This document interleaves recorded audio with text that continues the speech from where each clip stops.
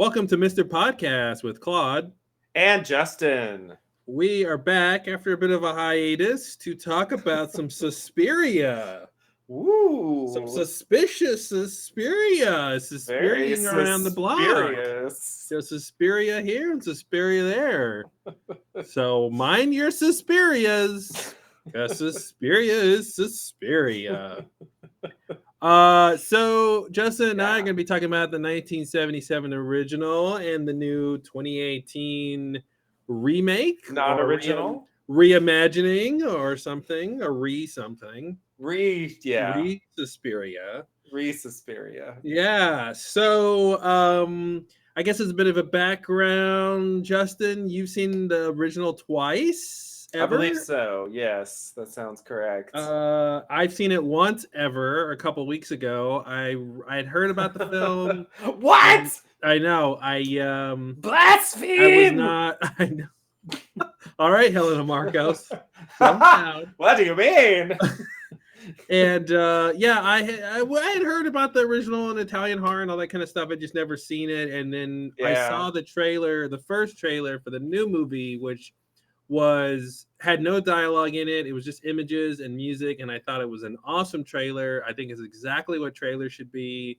You know, I hint at the style and the genre with no story. Yeah, no story divulged. Potentially better than the movie. And so I was like, oh man, this looks great. I got to see this new Suspiria, which means I need to see the old Suspiria. So I went and saw the old Suspiria, and I really, really liked it. Classic, crazy horror fantasy, totally up my alley. So we'll be doing a commentary podcast on the original film. But before we do that, we will discuss kind of what we thought, how the new film stacked up to the old one. So I'll throw that to you, Justin. I know you have a thing about. I have a lot to say when you saw it. I want to provide a little bit of context, even though it's not really relevant to much of anything, but I still feel the need to say this, I guess. I'll try to make a long story short. Like, basically, generally speaking, I'm a fan of horror. I like horror. I don't like a lot of actual horror movies, but I like the idea of horror. And so I try to watch it and try to find things to enjoy about it. And, my favorite horror movies are some of my favorite movies, definitely. And like Italian horror is one of those things that I wasn't really familiar with either until the last year or so. I did a sort of general horror rewatch, and the local independent movie theater did a Dario Argento retrospective. And so saw a couple of his movies there, including Suspiria, and then was inspired to watch a couple others, and also to dig into some of the classic giallo type movies, which are sort of like slasher meets whodunit murder mystery. That's kind of the idea. Very, very interesting whole world that I just wasn't familiar with at all. And I think appreciating that world helped me to appreciate what Suspiria does, specifically in that context, since that's the world that it was released into, or created out of. And so I think it made me appreciate it more, when I saw it this time than when I originally saw it, which was, I believe, in the 90s, on a VHS tape. I'm pretty sure that's how I originally watched it. And I didn't really like it at the time. I don't know why. I just remember thinking oh, this is weird. I don't know. And then I just moved on with my life. I didn't really give it much thought. But I really appreciated the style this time. I thought it was very striking and definitely different from the original. And so anyway, when it came to the new one, I was really hoping, we were talking about new movies recently and about how one problem with new movies that I keep having is I just forget about them really quickly. And also it just seems like a lot of new movies these days have a kind of a flat style. I don't know how else to describe it, but something that isn't striking like the original visual Suspiria styles are, is. Yeah. Even the music too. Like sort of everything about the style is just somehow muted. You know, everybody goes to these like drab colors, and it's just like, I don't know. It gets a bit.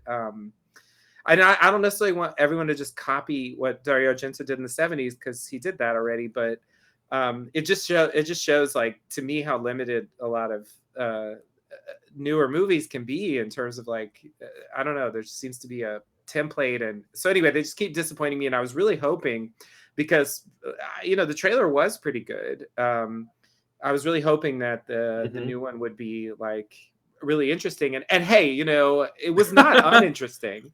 I'll give it that. It was not uninteresting. It definitely had like elements that I would give some credit to for like breaking out of the mold of like stuff I'll just forget about tomorrow. But because it was memorable in certain ways, I'll give it that. And Tilda Swinton does a lot.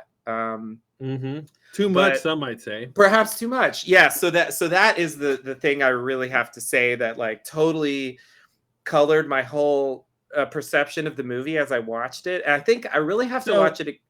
Obviously, spoiler alert, we're going to be spoiling both movies. Oh yeah, 100% spoilers. Wow, I'm about to spoil the shit out of it. Yeah, if you haven't seen it, get the fuck off this podcast, because man, it's coming. We're really gonna ruin all of it for you. There's I don't feel nothing to listen to if you haven't seen the movies. I just don't think I can really talk about it if I can't talk about like some of the plot twists, because that's essential to how I experience the movie.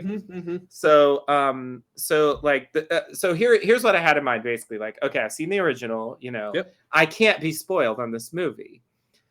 So I was actually reading stuff about it, before watching it, which was a mistake, because actually the plot of the new one is different in significant ways from the old one. But I didn't actually read all the details, so I didn't actually catch the major twist that happens at the end. What happened was I ended up totally misinterpreting something I read. So what I read was the credits, and I read that Tilda Swinton was playing 3 parts in the new movie. She's playing Madame Blanc, the sort of trainer, overseer, the character who runs the school that we see. Yep. She's also playing Helena Marcos, and she's also playing, which I was like, oh, of course. And she's also the head witch, as we'll meet in the original eventually. And also this like new character. I guess he's kind of in the original, but in a sort of different way. This like psychologist, doctor type character who one of the dancers goes to, and like sort of gets wrapped up in the intrigue. So anyway, I saw this credit, right? Tilda Swinton playing 3 characters. And what I immediately assumed from that was that it was going to turn out that the 3 characters are the same person. Oh. And I spent the whole movie thinking, oh yeah, the doctor is really Madame Blanc and also Helena Marcos. And at the end, they're going to reveal like, yes, it was me the whole time. Like I was so everyone. Sure. Yeah. I was so sure it was going to be like that, like the thing from Adaptation, like it was basically, because I just thought like, why else would they have? But no, she's just playing their 3 separate roles. So up until the very end, I'm like, wait, but they're all the same person. How can they be in the room together?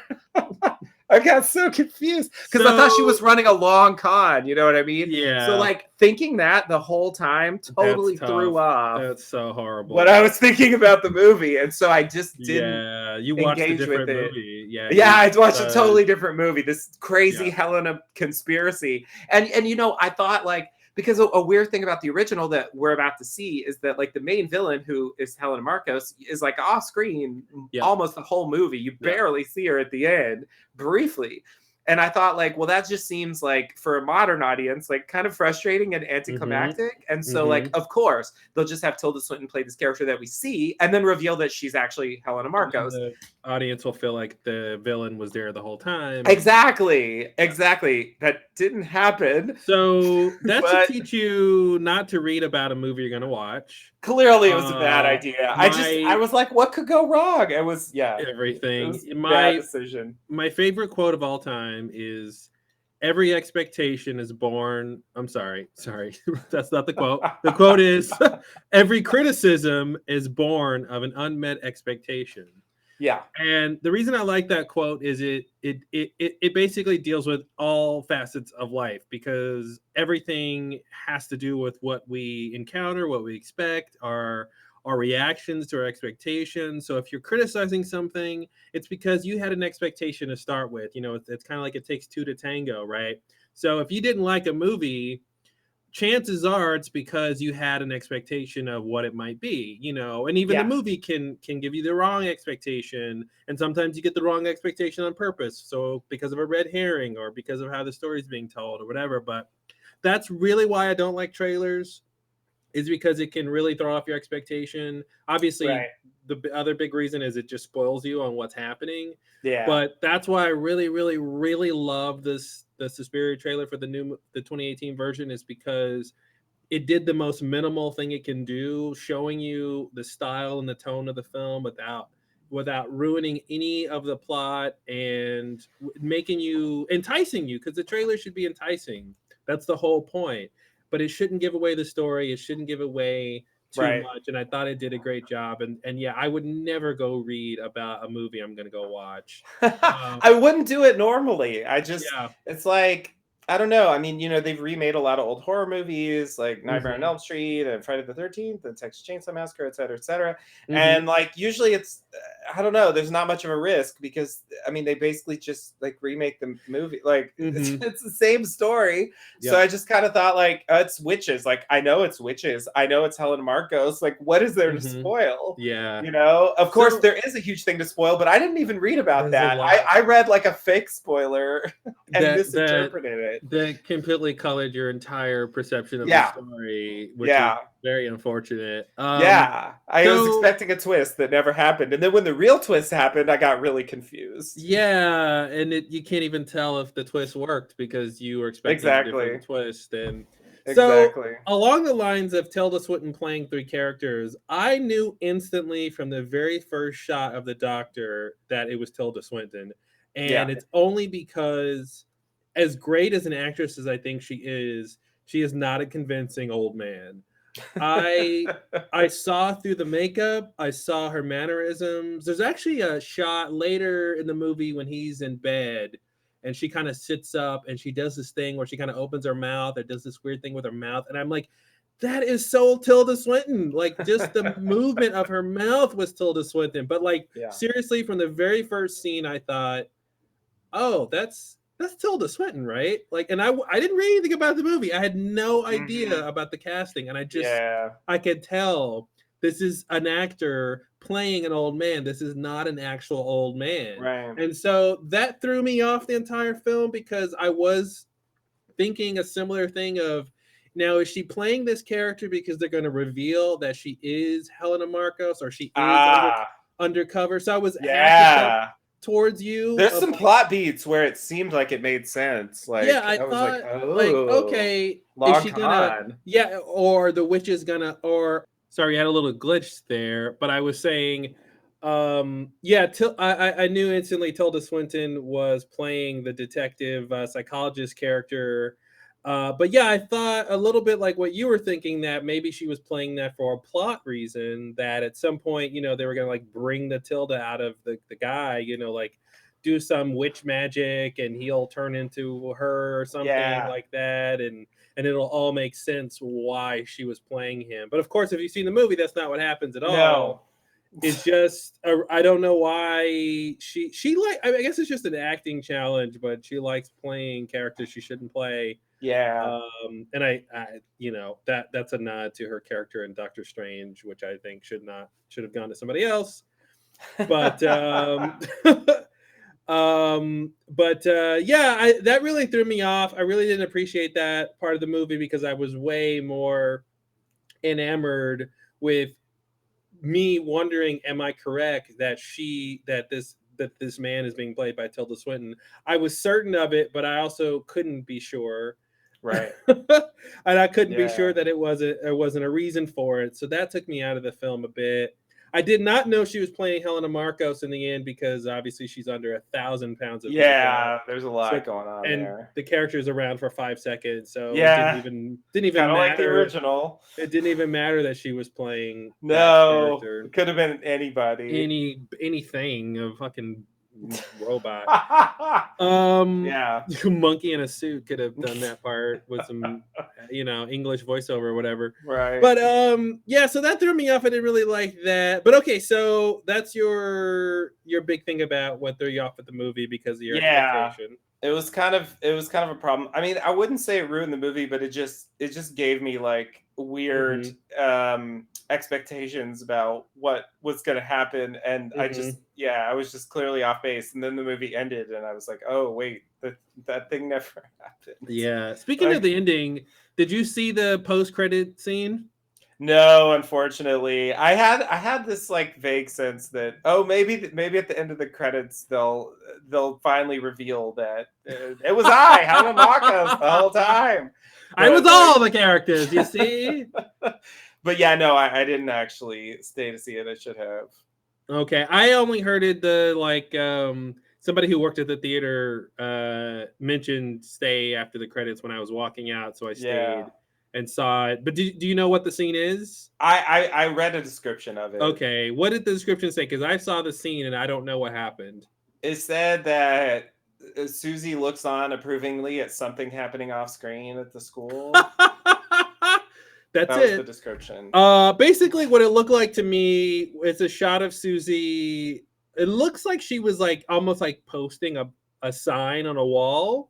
But it's a front shot of her, so you really only see her, and it's almost like I imagine she's putting up a sign saying like, new performance next week, or come to the Marcos School for Girls, or you know what I mean. It came off to me like she's advertising for something. She put something up that will be an advertisement, but all you see is her sort of sinisterly approving of something. But it was so devoid of any meaning that I think it's almost why even a review. It's almost a review of the film in and of itself.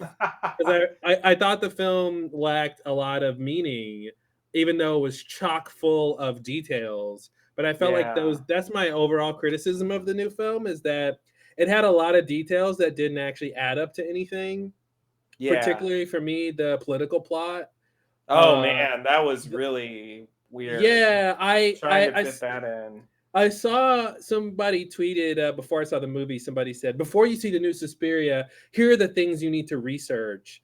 And one of the things, not those people. I know. And one of the things, I have to read every book Sawyer reads on Lost. No, it's really don't. No. It's fine. And one of the things it mentioned was the hijacking of that plane in the 70s, and I did go look that up because I was like, first of all, my response was like, isn't watching the original all I really need to do? If that, like, why do I need to do homework to go watch a movie? But I did go research that flight, and because I thought maybe there was something super interesting about that particular hijacking.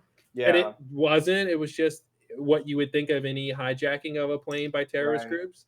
So I was like, oh, that's weird. So, but anyway, watching the movie, all the political stuff, it was useless. To me, it was completely devoid of any meaning. You could cut out every single reference to the political atmosphere of the film, and it doesn't change the film. At best, it's a mirror to like the political machinations of the witches, of their power struggle, which again, I thought meant nothing. Like, it was completely pointless, and I didn't understand it. Like, it didn't even matter by the end. Tilda Swinton, Madame Blanc, is still alive at the end, and like I forgot. Yeah, she was somehow still alive. That was weird. She was somehow still alive, which is strange. My head's like dangling from my neck. But I'm still here. it was like the ending to Death Becomes Her, if you've ever Yes. seen that movie where Yes, I have. they're sort of undead or something. But Yeah. like in a comical way. But yeah, I didn't really like the new film. I thought it paled in comparison to the original. Um I like the simplicity of the story in the original. I like the slow descent into this maddening fantasy. The new film, again, it had all these details that I thought did not add to the plot. It didn't make anything interesting. The whole thing with the political angle, I'm ranting at this point, is is the thing with Patricia, the Chloe Grace Moretz character, Yes. her from the beginning, like I thought, they kept making references to the idea that she left the school and she went to go be a terrorist. And I thought, okay, well, if they connect that to the news footage that we're seeing about this current political climate, then that'll make sense. But that's not actually what happened. She was captive at the school the whole time. Yeah. So I don't know. I'd love to talk to somebody. It was a lie, I guess. Yeah, I'd love to talk to someone who saw the film and really liked the details about this. What do they call it? The German Autumn, I guess it's called, or something like that. Oh yeah, right. Yeah, I to me it was like it was just completely pointless. Like it did nothing. The film got nothing from it. It was just, let's cut to what's happening politically now. It could have been any news of the day. I thought, like, it didn't add anything, and even like the school being next to the wall, the was interesting. But again, it was just like set dressing. It was just decoration. And I think that's my biggest complaint with the film is like all of the things we're supposed to find interesting are really boring decoration. Mm-hmm. And the film itself, was not that interesting to look at, which is sad because the original film is so visually appealing. Yeah. One of the reviews I read, said, from This Is the Time review said, this is the end of the review. It could all be okay maybe if the director and cinematographer and production designer had chosen a more vibrant color palette. While it's their right to rethink Argento's vision as they like, does anyone really want to see a beige Suspiria? and that goes exactly to your point about modern films having this dull visual palette. Yeah. And also the music. I saw the original John Wick movie for the first time the other night. I kind of avoided it because I started watching it one day and I didn't really get into it. But I watched it and it's fine. It's not that interesting. I don't know what the hype is about. Yeah. But I was listening to the music and I'm like, why is all action music the same? All action music is the same sounds and it's all good. It's all the same level of goodness, right? Like, seriously, like I commend the composers. I like the music, but you couldn't like you play at the score, the action music score from John Wick. I couldn't tell you it was any different than any other action movie. I can't pinpoint how it's different or more interesting. And I feel like the visual style of a lot of movies these days is the same way, where it's just super boring and flat and just completely uninteresting. And like the original movie being such a visual masterpiece, like I don't know. There's this weird mandate, I feel like, where when you remake an original movie, and if you read, there's an article where the writer of the new movie explains the ending, and they talk about the ideas of bringing in the political climate of Germany in the 70s and all that kind of stuff, and that being completely different than the original Suspiria, where the film is encapsulated, right? It takes place sort of within these walls of the school, and the outside world doesn't really penetrate those walls, right? And you see that they saw the difference. They saw that there was a different angle, and they go, because this angle is different than original, we'll do that. Right. And I always feel like people who do remakes always fall into that trap where they say, how do I do something different than the original? Oh, here's a different way to do it. And that different way is almost the worst way. It's almost by default it's like the one way of the things not that to was do good it. About the original. Exactly. Let's hey, this thing was great in the original. Let's do the opposite because it's different. And it's really like, well, therefore the movie won't be as good because you're Yeah. not doing, it's like, hey, let's remake the Wizard of Oz, but it wasn't a dream after all. It's all Right. real. You know what I mean? Yeah. And that might be interesting in a way, and that might be motivation for the creative team to tell the story, but like it's gonna fall flat, Yeah. Yeah. I'll let you talk now. No, hey, you got a lot to say. I was trying to keep track of what you were saying so I could like throw in some things. So on the political stuff, like I totally agree. I think that was like shoehorned in. It is interesting how the original movie was actually like they chose to do the remake as a period piece, set in 1977, the same year the original came out, which is kind of surprised. It surprised me, I guess. It's not something they normally do with remakes. And at the same time, in the original, even though it was made at the time when those things are happening, there's really no acknowledgement of the Berlin Wall. There's no acknowledgement of any current political events. It is totally insulated, like you said. Like you would never know that anything like that was happening. Of course, why would you? It's not really relevant to the story. It's just exactly. Sort of like, it's just like I get the desire to incorporate like color from the time period, but if it doesn't add anything to the story, like,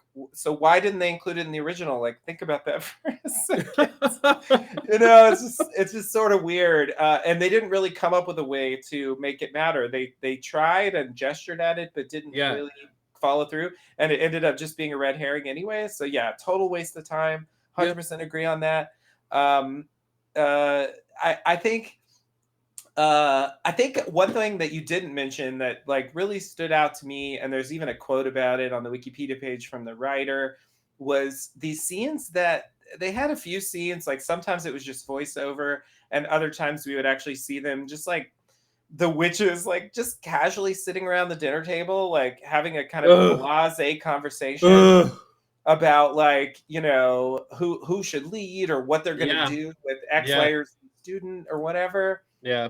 And like, it just really put into perspective like why the original was effective, because we don't see stuff like that. You know, until the very end, like you get even the faintest hint of like the level of conspiracy and stuff going on, and it just made it seem so like boring. I mean, there's witches like, being witches. Yeah, I think that's an interesting point. They somehow made witches really boring. Yeah. And here's the thing that was unfortunate for my viewing experience. So I saw this film at the Alamo Drafthouse. I've really come to appreciate seeing movies there. They take a lot of great deal in how they present films, and they curate a lot of interesting stuff. And I really love getting served food and beer while I'm watching a movie. It's a great experience. Yeah. But the thing I was actually really upset with is the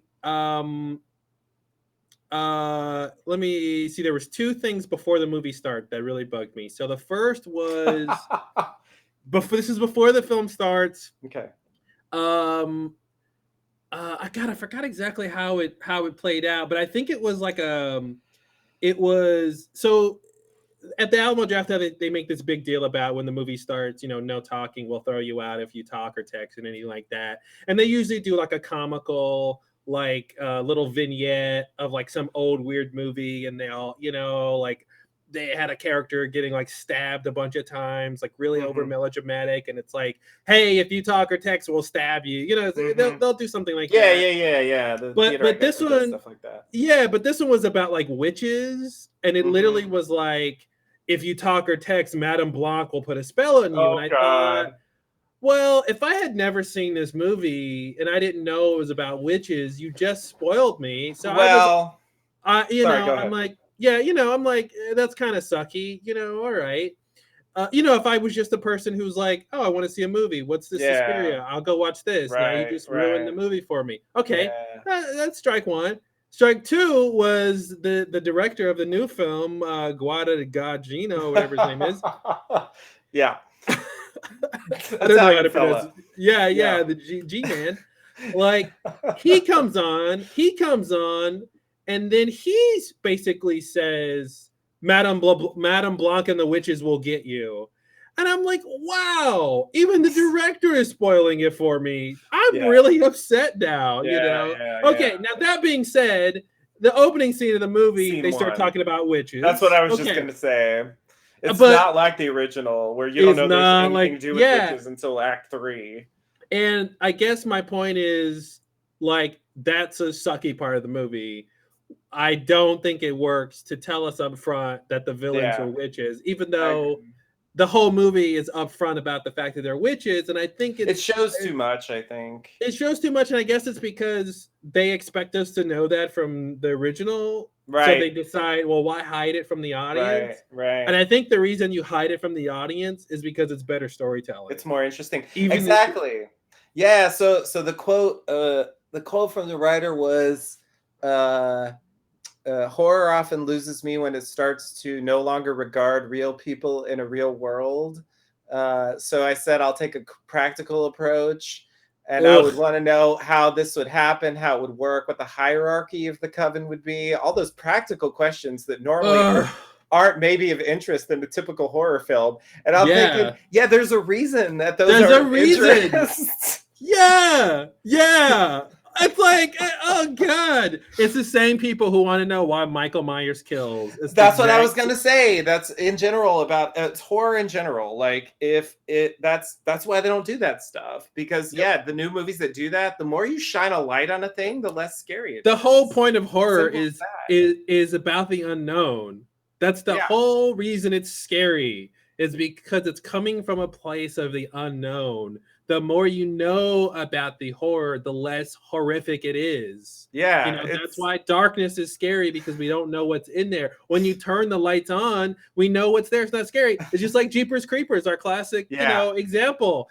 That movie's great until you see the creature, and then you understand what it's capable of. That wing flaps out, and it's like, the movie's over. Oh, great. Oh, he's got wings. Oh, who cares? Oh, that's just makeup and prosthetics. Exactly. And I thought the new film started off completely wrong. It was first of all, it was the wrong to start to they're witch. I think they're witch. And then I think you can't have it both ways. You can't start the movie assuming the audience knows the original, knows that the villains are witches. Start the movie with a character in distress saying, I think the school I was at is full of witches, and then have the detective character say, it's not really witches. Like, huh? Like, you can't, like, we can't, you know what I mean? Like, it would work if we thought there was any way that there might not be witches, that it could be all in her head. His explanation that, and I did love the nuance that, like, that the idea that she's describing them as witches, but it's really a cover for some other criminal activity. I thought that was a very interesting, like, logical way to take what she was, like, from a psychologist standpoint, right? She's putting this like framework around it, but really, but he's not discounting that something bad is happening, right? He's not saying, oh, she claims they're witches don't exist, therefore she's making it up. He's saying, no, she claims there's witches don't exist, but it's masking some other criminal activity. I thought that was a very interesting point to make, and from his point of view, that I thought really worked. But from the audience's standpoint, he's got to be on the other side of the argument, right?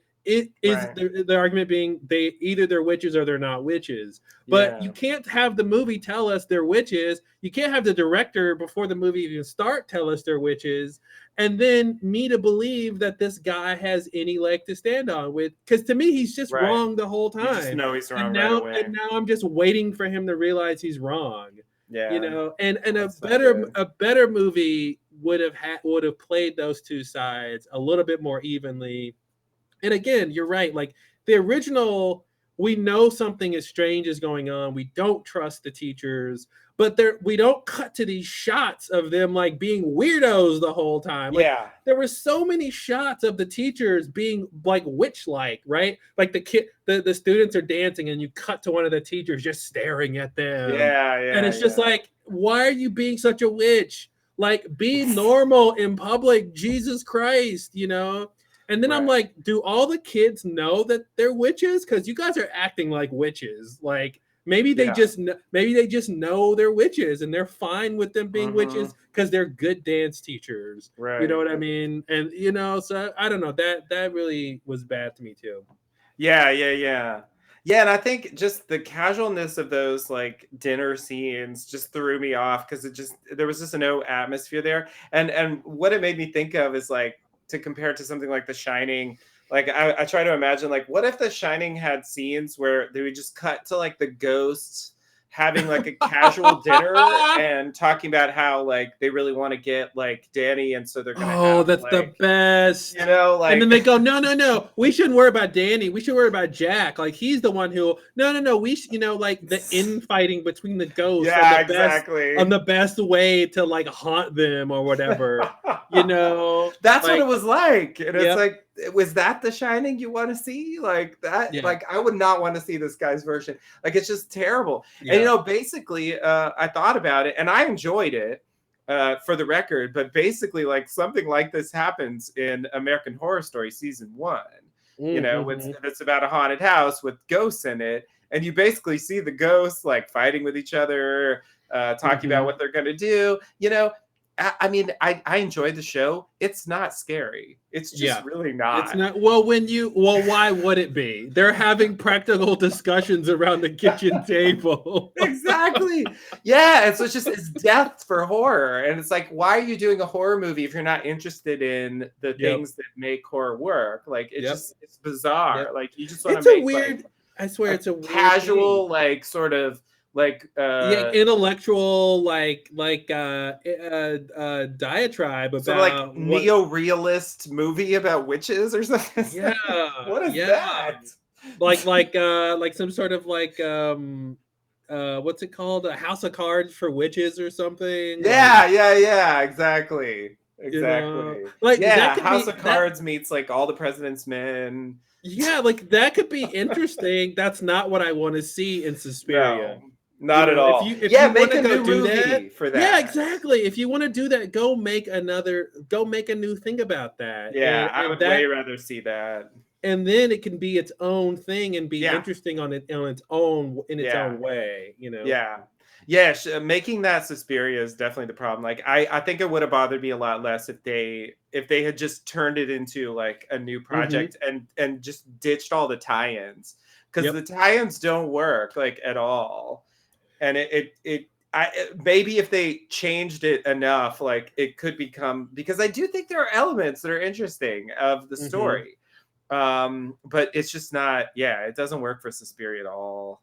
It's and all the comparisons like just are kind of frustrating, except for the plot. Like they did have more plot, and especially for the main character, like there's a bigger twist there than you have in the original. So I get that they're trying to add things to the story.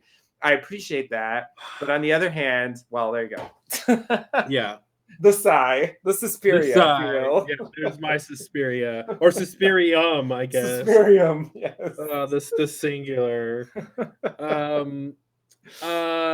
So let's talk about the ending, because to me the ending is the worst part of the movie.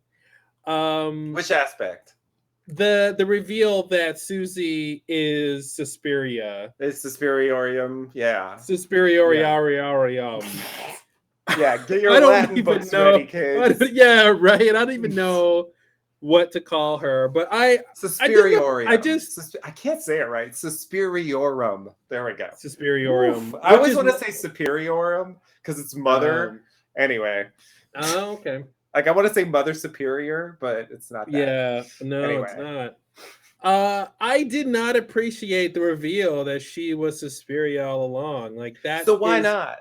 But because to me, it's a Deus Ex Machina. Like to me, there wasn't enough build up. Now I was reading some articles that was explaining the sort of little setup pieces for us to understand that along the way, that even reading I don't quite buy, but I just to me it belies what the story is, right? If the story is this innocent young woman is who wants to be a dancer comes to this school that she's drawn to, and she's captivated by this power of dance that she learns at this school, and then discovers, the power comes at a price because these witches want something from her, which, by the way, before I saw the movie, I told you that's what I had expected the movie would be, right? Remember when I said that? That like after seeing the original Suspiria, I was surprised that the witches in the original movie didn't actually want Susie. Right. That they just were like, she's in our way, let's kill her. And to me, I like that because it's counterintuitive. And I was like, I bet that's what the new movie does, and that's exactly what the new movie does. Because it's the obvious thing to do. But I just didn't. To me, if that's the story of this innocent girl coming along, and we're supposed to buy into that, at the end of the movie, for her to take off a mask and goes, "It was me all along, Suspiria, the character you didn't even know was in the story, and you didn't even know had any impact on this world." I mean, you know what I mean? Like she could have been anybody at this point. You know what I mean? Like, I guess that's what I didn't like, is that it's an easy move to make. That and they, to me, there were no consequences. Not there were no consequences, but there were no like repercussions in terms of how the story led up to that.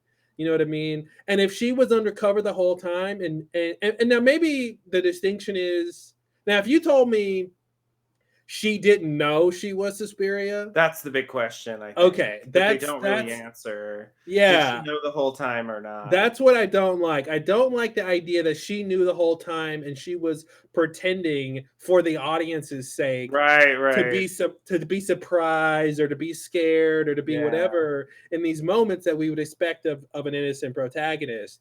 I took the ending to be that she was Suspiria the whole time. And because there's a point at which in the movie, I was reading this article that was talking about how we are supposed to know she's Suspiria the whole time. In retrospect, there's a point at which she's up and she says, "I know who I am." Now I forget where that comes into the movie, but I know it's pretty early. And that's supposed to be the idea that she knows she's Suspiria, whatever. But if that's, I guess there's levels of the thing I don't like. The worst version is she's Suspiria the whole time and it was just a ruse and she was playing a game and it was all for the audience's sake that she was pretending. I hate that the most. If she didn't know she was Suspiria the whole time and she only realized it later, I still don't like it because the effect is basically the same. Right. I didn't really, and I didn't think that they set up the right political fight, right? Because I thought it was weird to me that, okay, you're setting up this dichotomy between, do we follow Blanc or do we follow Marcos? Yeah. But then you have this thing where Marcos claims that she's one of the three mothers, being Suspiria, Tears, and Death, I guess, or the three. Darkness, I think. Darkness, yeah. Yeah. And okay, but like Blanc doesn't think she's one of the mothers. So I was just confused on how that's supposed to work. But then you tell me, okay, everyone's going after Marcos, and I guess they're going for her because they think she's Suspiria. I don't know. And then at the end of the movie, you told me she's not even Suspiria. Like, she's not even one of the three mothers. So I don't know. All of that was for that to be the point of the movie. Like the political like machinations of all these characters.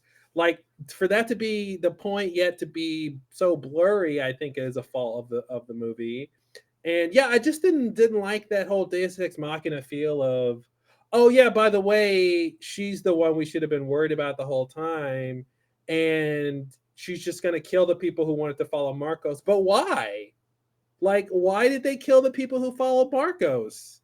Like, is it because Marcos was lying that she was Suspiria? And that's the thing, like, it was only secondhand that we heard that Marcos thought she was Suspiria, right? Like, she was one of the three mothers. It's not like Marcos only comes in at the end, so it's hard to do.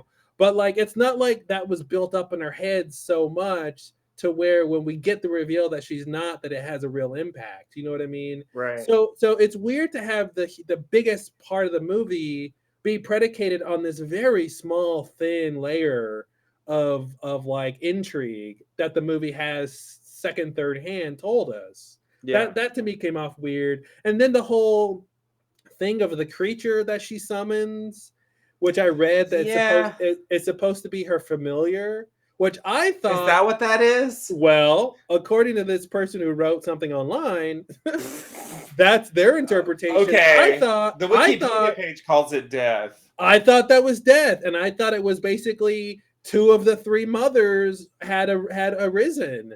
You know, death was there, Suspiria was there, and tears was to follow or something. But I thought that was the idea that it was that was Suspiria was Susie Bannon, and then death was there, and then the third one was MIA or something.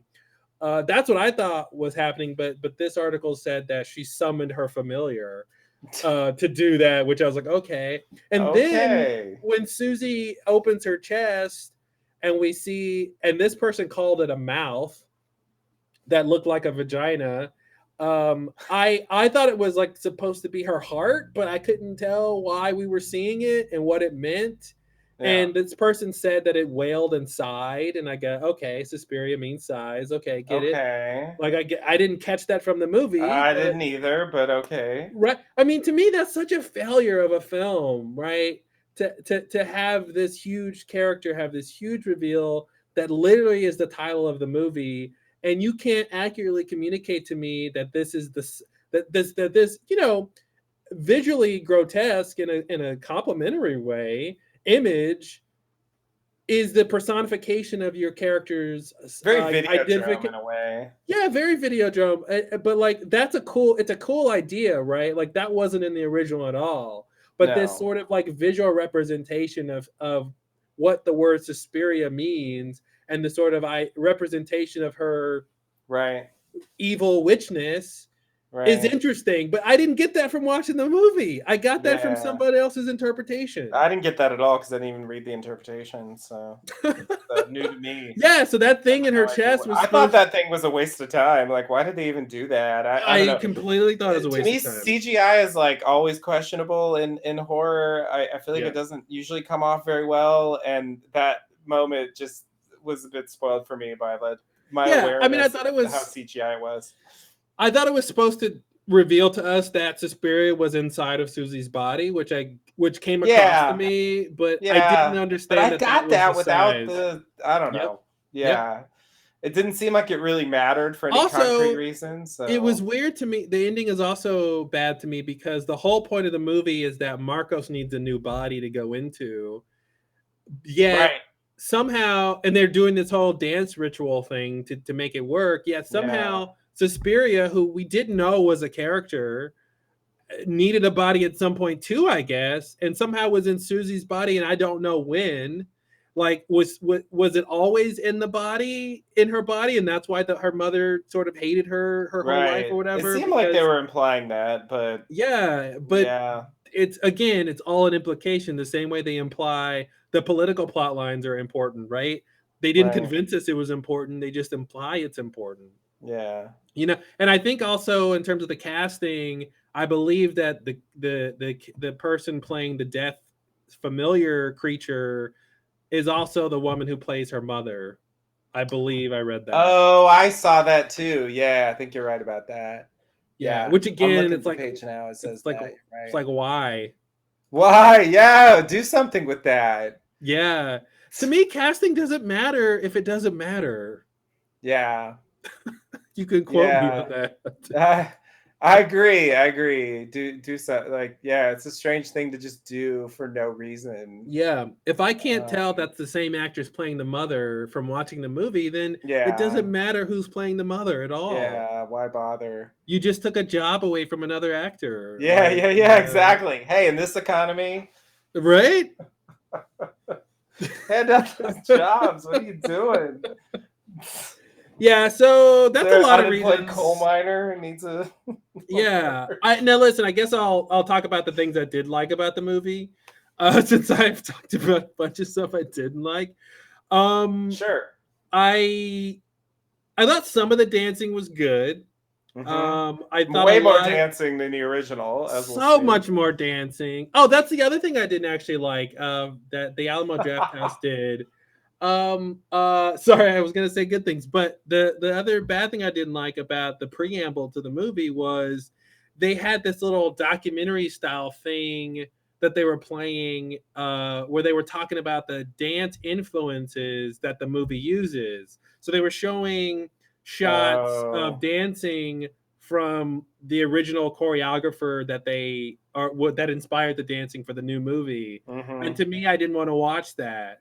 I want to see the movie, be enamored by the artistry, and then I want to go understand the origin. I don't want you to tell me the origin before I see what I'm even gonna see, because then when I see it, I go, "Oh, here's that dance move that the movie told me was gonna be in the movie." Like that bothers me. That bothers me so much. Yeah, it's a bad idea. That should be after. Like, totally. And I love that part of the experience that you're giving me this knowledge, but show it to me after, which they can't because they want you to leave the theater. Exactly. Yeah, that's the awkwardness. But yeah, I went to see Halloween when they re-released it actually last year.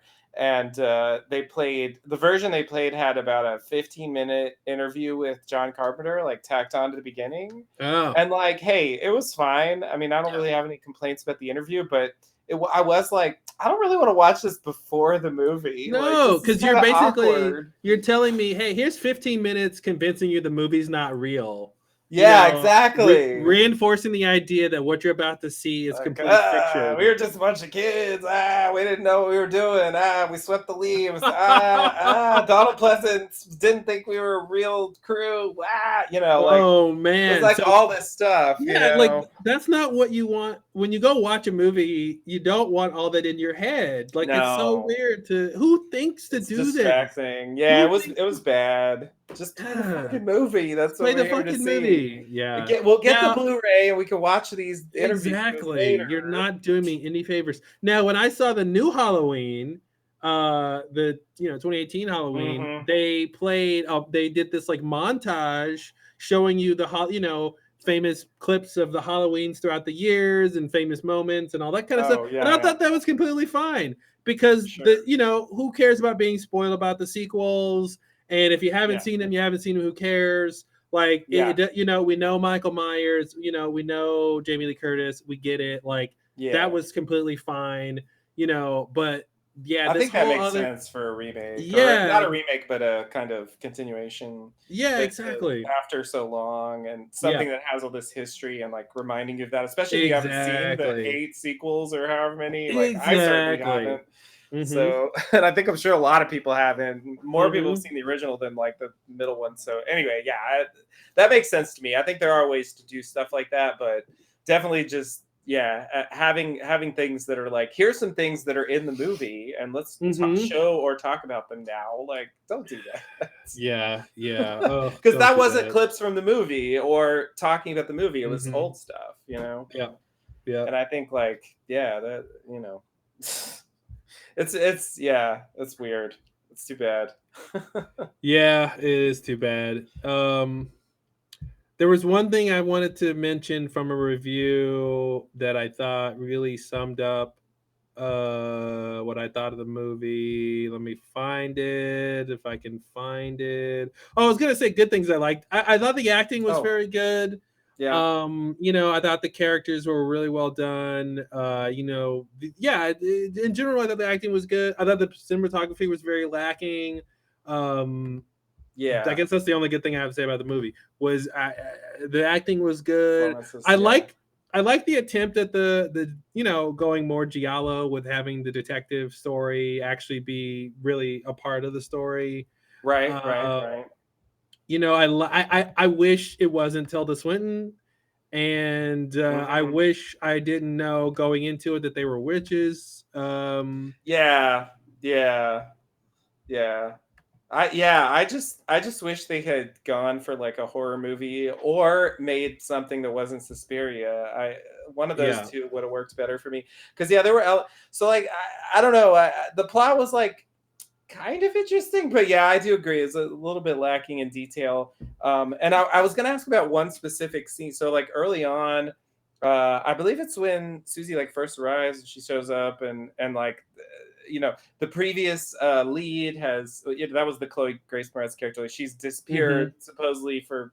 I mean, we find out that they're doing. I'm not really sure what with her in the basement, but something harvesting this her article. energy. This article I read said that her and the other girl who was down there were failed attempts to get Marcos into their bodies. Which was not what I thought was happening at the time. I thought they were just being tortured and held captive because they couldn't leave. Why hold if it failed? Like, what are they doing there? Like, I don't know. Yeah. It's just like this is the broom closet. Like, we don't know what to do with them, so we'll just throw them here. Like, I had the impression there was some extra element, but then I couldn't tell what it was, so I can't really confirm that that's true or not. Anyway, so she shows up. Susie shows up. Like, hey, let's dance or whatever. And the second attempt of having a lead like sort of collapses, and so anyway, she ends up taking sort of auditioning for the lead part or whatever, and while she's doing the moves, the other one is like taken to this other room, the glass room, and as Susie's doing the moves, her body is twisting around in response somehow, and like right before Susie starts dancing, Tilda Swinton like touches her hands, and like I really had the impression, and of course at the time I'm thinking that's Helen Marcos, so I'm 100% sure that she just cast a spell and she's the reason why the other one is twisting around like that. But once we get to the later reveals, I'm like, so what was happening there? Well, so I got confused. From the movie itself, the witches talk about that scene, and they say that Susie's very powerful, and that she intuited our intentions so deeply that she's the reason why Patricia, or whatever her name was, got brutally tortured that way. Was that they said Susie, that. They said that, that Susie intuited their intentions against, or their ill will against her, and sort of transferred that energy into her being tortured. So that's okay. So when we see Madame Blanc, I always want to say La Blanc to make it more French.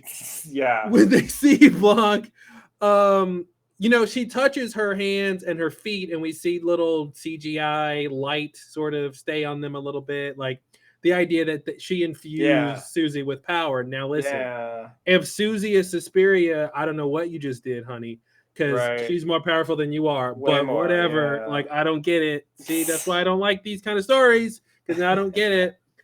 But yeah, I guess that's the thing I didn't really. What I liked about that sequence was I hadn't seen anything like that before. The idea I agree. It was pretty effective. And the idea of this is what you get when you combine dancing and witchcraft. Like, to me, that completely made sense. This like voodoo quality of controlling somebody's body. And that's actually what I wanted from the idea of Suspiria, the idea of a witches at a dance school. To me, that's what I want, is the idea of the power behind dance. And the idea of, witches channeling human energy through ritualistic behavior, like dancing, which is the origin of dancing. Exactly. So I thought that was super effective. They only did it once in the movie, which was weird. But I'm like, maybe you can't shoot that gun more than once, But yeah, to me it was, and the fact that she stayed alive, right? Crazy. These tortures don't kill them. I was sure that no one dies really until like the very end. Yeah, that's the thing. Like, and that's more horrific. I applaud them. It's more horrific to stay alive through that torture than for your neck to snap and you're dead. But again, it crosses into that death becomes her territory, where it's it can be comical in a weird point. But so I don't know if I answered your question or not, and I don't know what else to say about that. I don't know what really happened, well as you could, I think. But the witches do say that Susie intuited or understood their intentions, and that's they say that in one of the like dinner conversations, or exactly. I kept tuning out because there was something so dull about those scenes. It was very dull. I had a hard time paying attention because I was just taken aback by like, are they seriously showing us the witches like casually sharing bread and like it's just like, what is this? And and I get, and to me, like, I'm like, okay, it's a modern coven. I guess this is what a modern coven looks like, which I'm like, I can't fault them because I don't know what else a modern coven. Right. It's in the 70s, but you know, a modern-ish, like, like okay, fine. But to me, what I didn't like was how boring they depicted a modern coven, right? Like, it's fine to show witches being witches together in their normal lives when they're not witching it up. But like it was just boring, and I didn't really appreciate like the token black witch. Like it was just weird to me that there's just one because there's just one. And I didn't understand the crazy witch who like looked like Thelma from Scooby-Doo. Like she had like the big glasses, and she then kills herself abruptly. And I don't know why she did that. It wasn't clear. They didn't tell us. And that's the thing I do not abide in films, even though some of my favorite filmmakers do this, but they get away with it because they do it right, which is, and I didn't mean that to be a pun, which is not witches. Oh, no. I know, right? Which space is, you can't not say witches. This is what it sounds like. The thing I don't like is when a film doesn't answer a certain question and that's supposed to be interesting. You know, so why did she kill herself is not really answered, and that's supposed to be interesting, I guess. Right. I don't know. I don't buy it. Yeah, I don't. Just like the question of when did Susie know that she was Mother Suspiriorum? It's like it's. I feel like that question has potential to be interesting, but I'm not sure that the movie really convinced me that it was an interesting question. It was really just something that occurred as an afterthought after the movie. Yeah, and that's the thing is I don't know if they're trying to tell us that Suspiria, which I'm just gonna call it Suspiria. I know in the movie it's Suspirium, and then then later you see a Suspiriorium or something. I think. Yeah. Suspiriorum, I think. Suspiriorum. Anyway, so I'm just gonna say Suspiria. So go for it. I don't know if we're supposed to believe that the Suspiria as one of the three mother witches, who they did do a little line of exposition where the idea of these three witches existed before, you know, even the Bible, before biblical times, like they're sort of predate all of that, which is I think is interesting. Yeah, it's like the Vampire Bible from True Blood. And now it's less interesting. Sorry, that's what it reminded me of.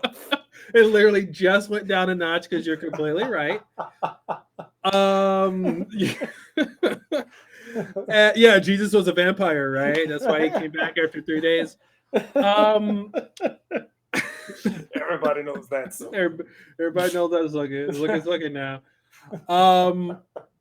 What was I gonna say? The idea. Okay, so I don't know if the film was trying to tell us that, you know, the embodiment or the soul of Suspiria was without a body at some point in the past and was reborn through Susie. And so as soon as Susie was born, she had Suspiria within her, which is why her mother was weird towards her the whole time. And this idea that Susie grew up and she was drawn towards Berlin in this school. And it wasn't until she danced and was around the witches to where she fully realized, until even Suspiria herself came into full awakening, right? Like, that's interesting. That's not what the movie convinced me is happening. Yeah. So I don't know if that's supposed to be the plot, or if the plot is Susie was born a normal child and had normal childlike desires, human normal desires and interest in her body and all those kinds of things the film hints at, and that because the mother was super conservative religiously and culturally and socially, she's found all that stuff to be abhorrent and pushed Susie away, and along the way somehow Suspiria took over Susie's body. Like I just don't know when it happened. Right. And to me that seems important, since the plot of the movie is about making a witch go into her body. That's the plot of the movie. Yeah. No, that's a good point. So how do you pull out this Deus Ex Machina of, oh no, the big bad witch is not only a major character in this story, by the way, but also did the thing all the other villains are trying to do. Right. Like, too late, you can't have this body. I already got it. Right. Like, it's just weird to me, and it didn't really land for all the reasons I've been ranting about, you know. Yeah. And honestly, the reason I'm ranting and have emotion is because those ideas are interesting and because it could have been really cool and good. Yeah. It's the kind of thing when you talk about it, you could imagine an interesting version of the story. I feel like it's weird, like now thinking about how they tell it, the story, that some things are kind of too boring and very much like shown to us directly in a very flat way. But then something like that where the plot hinges on it because they want to make it a surprise reveal, it actually just kind of comes out of nowhere and feels like it wasn't properly set up or established. It's almost like if you're going to go all the way with that, you might as well just tell us the story of Susie and be upfront about it, that she has these like mysterious like powers or something, like as she's growing up and feels drawn to this place, and you know, let us gradually go with her on the journey instead of just suddenly like, oh yeah, hey, I'm Suspiria, like what? Yeah. Like it was, you know, like we didn't get to go on the journey because they wanted to surprise the audience. And I think like the cost of that is like it didn't matter as much because we're not invested in that journey. Yes, exactly. You know? We're not invested. That's the key word. Like it could have been a more interesting. It wouldn't have been scary, but I think the story might have landed better if they or even on that more. Even if they would have said, you know, like winter is coming, right? Like Suspiria is coming, the mother is returning. And Helena Marcos is convinced she's Suspiria, and if she can get into a new body, she will become, you know, if you were telling us by the end of the movie Suspiria is coming and they're misdirecting us into thinking it's Helena Marcos. And then they reveal it's Susie. Well, at least I was invested in this idea that Suspiria was coming. They didn't even set that up. When she shows up, I go, oh, okay. But they didn't even set that up at all. So when she shows up, I go, well, why do I care? I didn't even know she was invited to the party. That wasn't even what was at stake. If I didn't see her name written on the wall or wherever they show it, I wouldn't have even known that was a character, you know? Right. Yeah. No, that's a good point. Yeah, that would be a way to do it as a twist, but still provide the setup that you need to make it work and make the audience care. Yeah, and all the flashbacks with the mother was weird. You know, in the original film, Helena Marcos is characterized by having a very specific snoring pattern. And what I thought was interesting was the mother, Susie's mother in the film, because she's sick and dying at a certain point, has a weird snoring, breathing pattern. Right. And I thought that was supposed to be some sort of connection. So did I. Suspiria. I was trying to figure out how she was also Tilda Swinton. It's right. It's the one movie where everyone's Tilda Swinton. Yeah, it's so weird. But again, like, I don't know what we're supposed to take from that. You know, like, is that supposed to mean anything? Is that just a small callback to the original? Like, I don't even know. But I want to read this thing from the New Yorker review of the movie. Oh yeah. I've the seen title. That. Yeah, this is what I think about the movie. Can I get to the top here? They're showing me something weird. Let me close this. It said the title is Luca Guadagnino's Suspiria is a cinematic equivalent of designer Che t-shirt, and I thought that was pretty accurate. But the end of the article is, I want to read this because I think this sums up the entire film for me. For all the new movie's talking points, any random shot of Jessica Harper in Argentino Suspiria, the original, has more vitality, presence, and resonance than even the most dramatic ones by the new guy of Dakota Johnson, the new Luca G. Luca G. Not because of an indifference in talent between the actresses. Sorry, not because of a difference in talent between the actresses, but because Argento sees Harper. G-Man is so busy directing a movie about women in the abstract, witchcraft in the abstract, dance in the abstract, terrorism in the abstract, the Holocaust in the abstract, Berlin and Germany in the abstract, that he doesn't see the people, the places, the characters he's filming.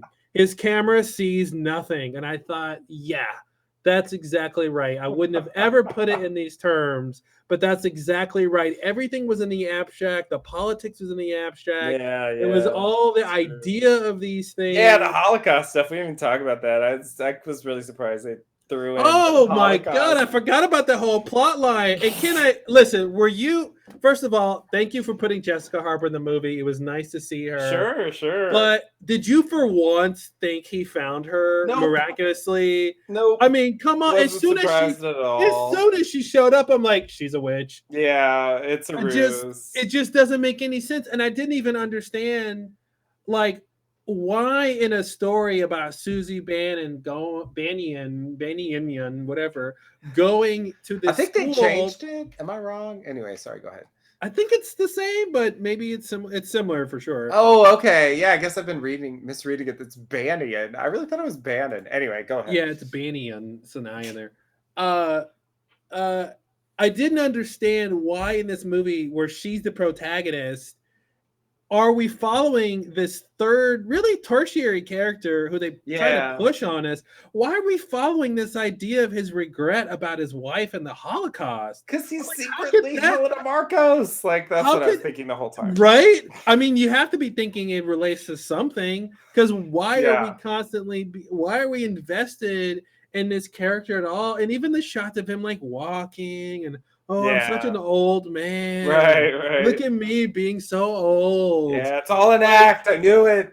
It's Tilda Swinton, people. It's Tilda Swinton. And it's great. And I did see a review that said, as great as an actor she is, you can't not see her playing an old man. Like, that's just what she was doing. I think the makeup was good. I'll give him credit for that, but I saw it through the makeup. I mean, it was very, very good. I've seen a lot of attempts to do that, even just like not someone trying to do like a gender thing or whatever, but just playing old, where it was less convincing than that. Yeah, there was like 3% in the makeup I could, because the foundation of her face is her face. You can see that. Like, you can see that, yeah. And that's the thing that caught when I'm like, I think that's Tilda Swinton, and I kept scrutinizing it, and I'm like, I can see her face in this guy's face, and that's how I knew. You don't do that normally. You don't see an actor and go, I see another actor's face in here, like, right. Exactly. But yeah, I thought the Holocaust subplot was really a complete waste of time. And it was weird that they kind of end on that, showing the heart on the, it was like, really? Like, wait, that was important? He dies, I guess, and then... Did he die? Is that what... Well, there's new people living in his house, right? Wasn't his house? I thought that was a different house. No, because the house with the heart was his house.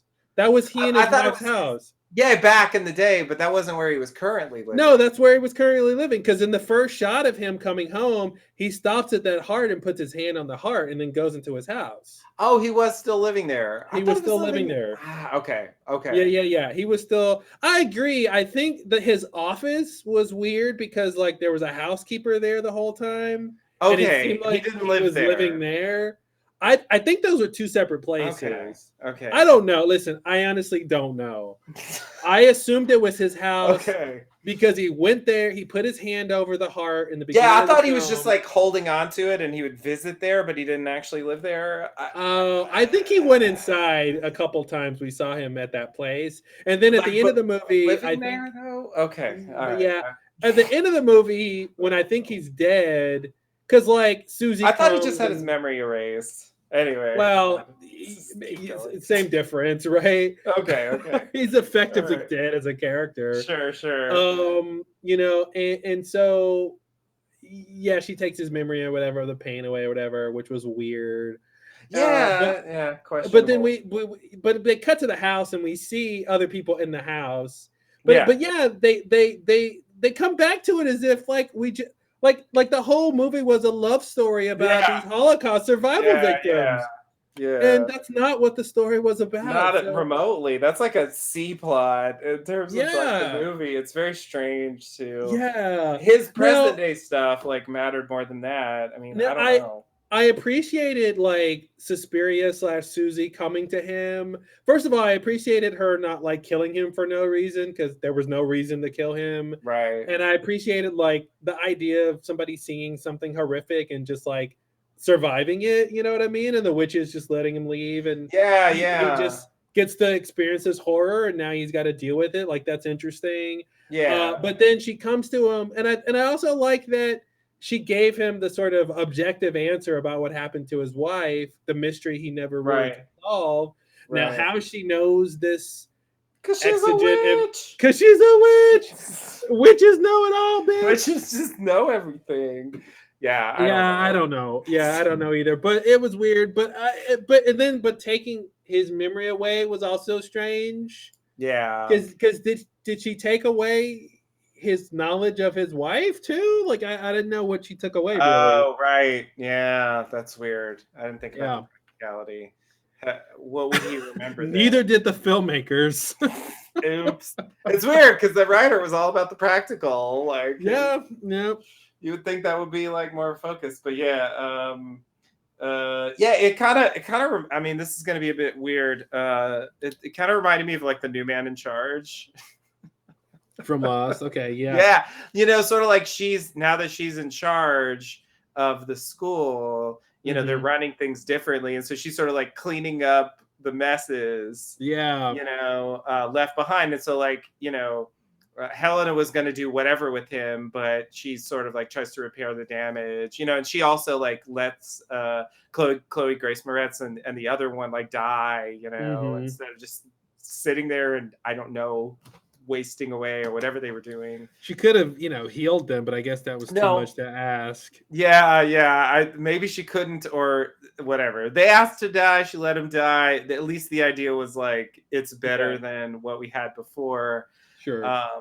So that's sort of how it seemed to me. Like, oh, there's a new sheriff in town. Like, things will be different now. You can come to the witch dance school and like we won't torture you or whatever. Yeah. Well, they were only torturing it as a means to an end, and now that end is gone. They weren't torturing just for torture's sake. That's true. That's true. Yeah, and I guess that's why I thought like, yeah, the judgment of the Marcosites was a bit unclear for that reason. Like, did she think that their methods were inappropriate? Like, what is she gonna do when she needs a new body? Like, well, is there a better way? Is there a different way? Were they doing the wrong thing? Was she a fraud? Was she like Ben? I think that's what I took as the major offense, is that she claimed to be Suspiria, a reincarnate or something, and she wasn't, and therefore she had to be killed. But I don't understand why the Marcosites have to be killed. I didn't understand that at all, because again, it wasn't Suspiria versus Marcos. It was Blanc versus Marcos. Right. And they actually voted for Marcos because Marcos said she was Suspiria. So in a way, the Marcosites are the ones who believed in Suspiria. Right. So now the film is really falling apart.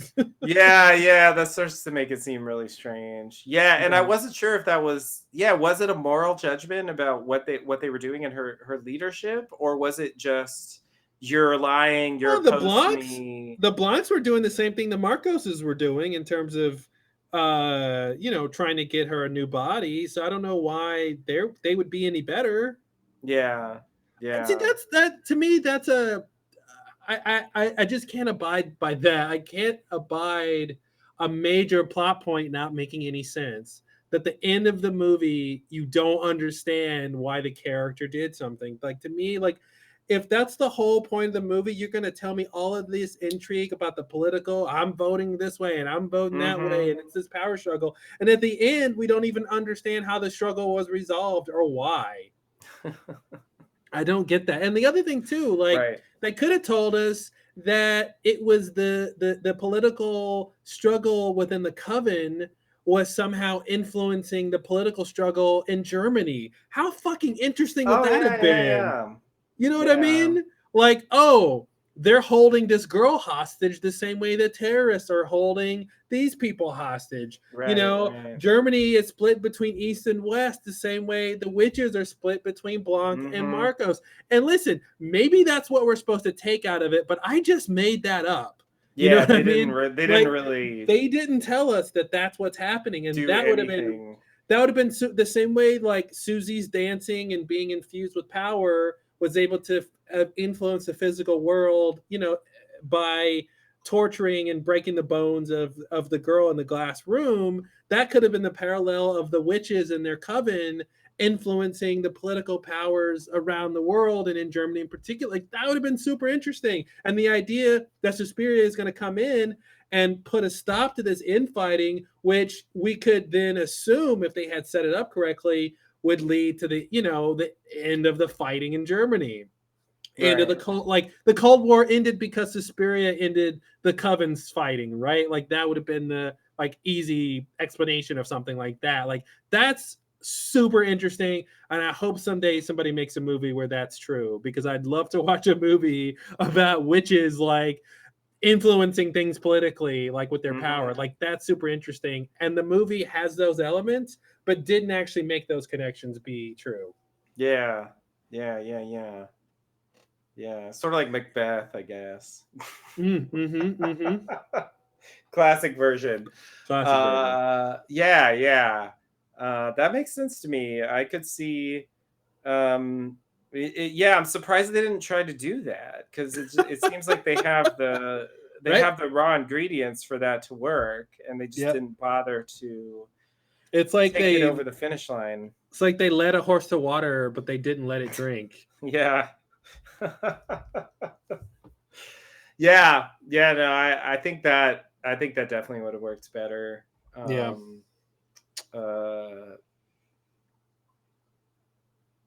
All right, so you want to go watch the good version of Suspiria?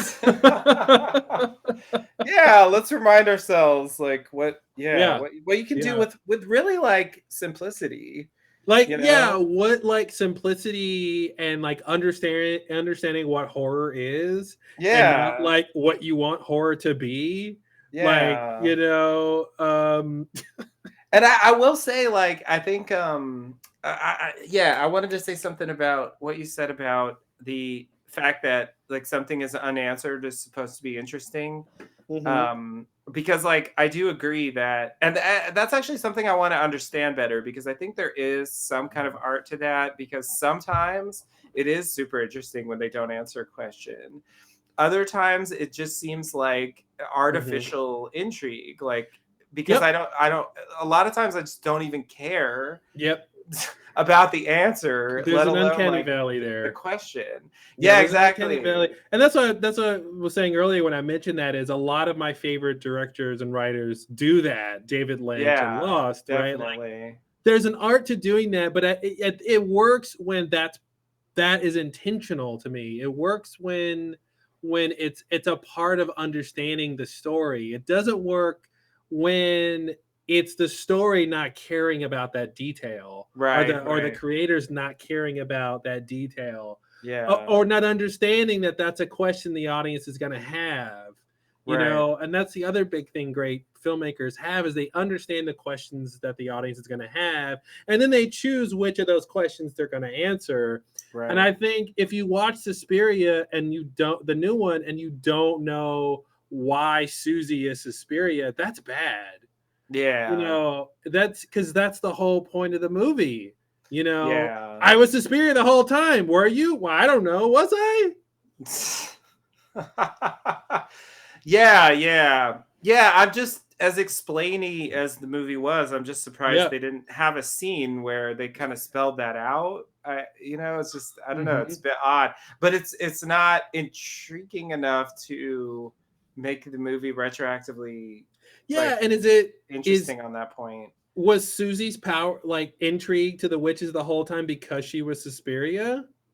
Is that why? Right. I feel like maybe we're supposed to think that. Yeah, and if so, how come the witches didn't know? But they didn't really seem to. They couldn't feel the power of the goddamn mother. Like, yeah, that seems know? really suspicious. It's just like, oh, she's just like a good dancer or something. And I guess it goes in the in the category of us thinking retroactively that this is why Susie's Suspiria the whole time, but I didn't understand why Susie wasn't afraid of certain things. Yes. You know, when Madame Blanc is like, I've been sending you dreams. Yeah. And she's like, yeah, thanks. I'm cool with that. No one ever admits that, by the way. I was really surprised. Like, no one admits what? That they're sending dreams. It's so rare. I mean, unless you're talking Freddy Krueger, like I have not seen very many stories. Like there's so many horror stories where characters have nightmares, and it's implied that they're being sent from a certain source, but usually they don't literally have that person. Me. Like, yeah, it's me. I did it. Hey, I sent you that dream. You get those dreams I sent? Yeah, exactly. Exactly.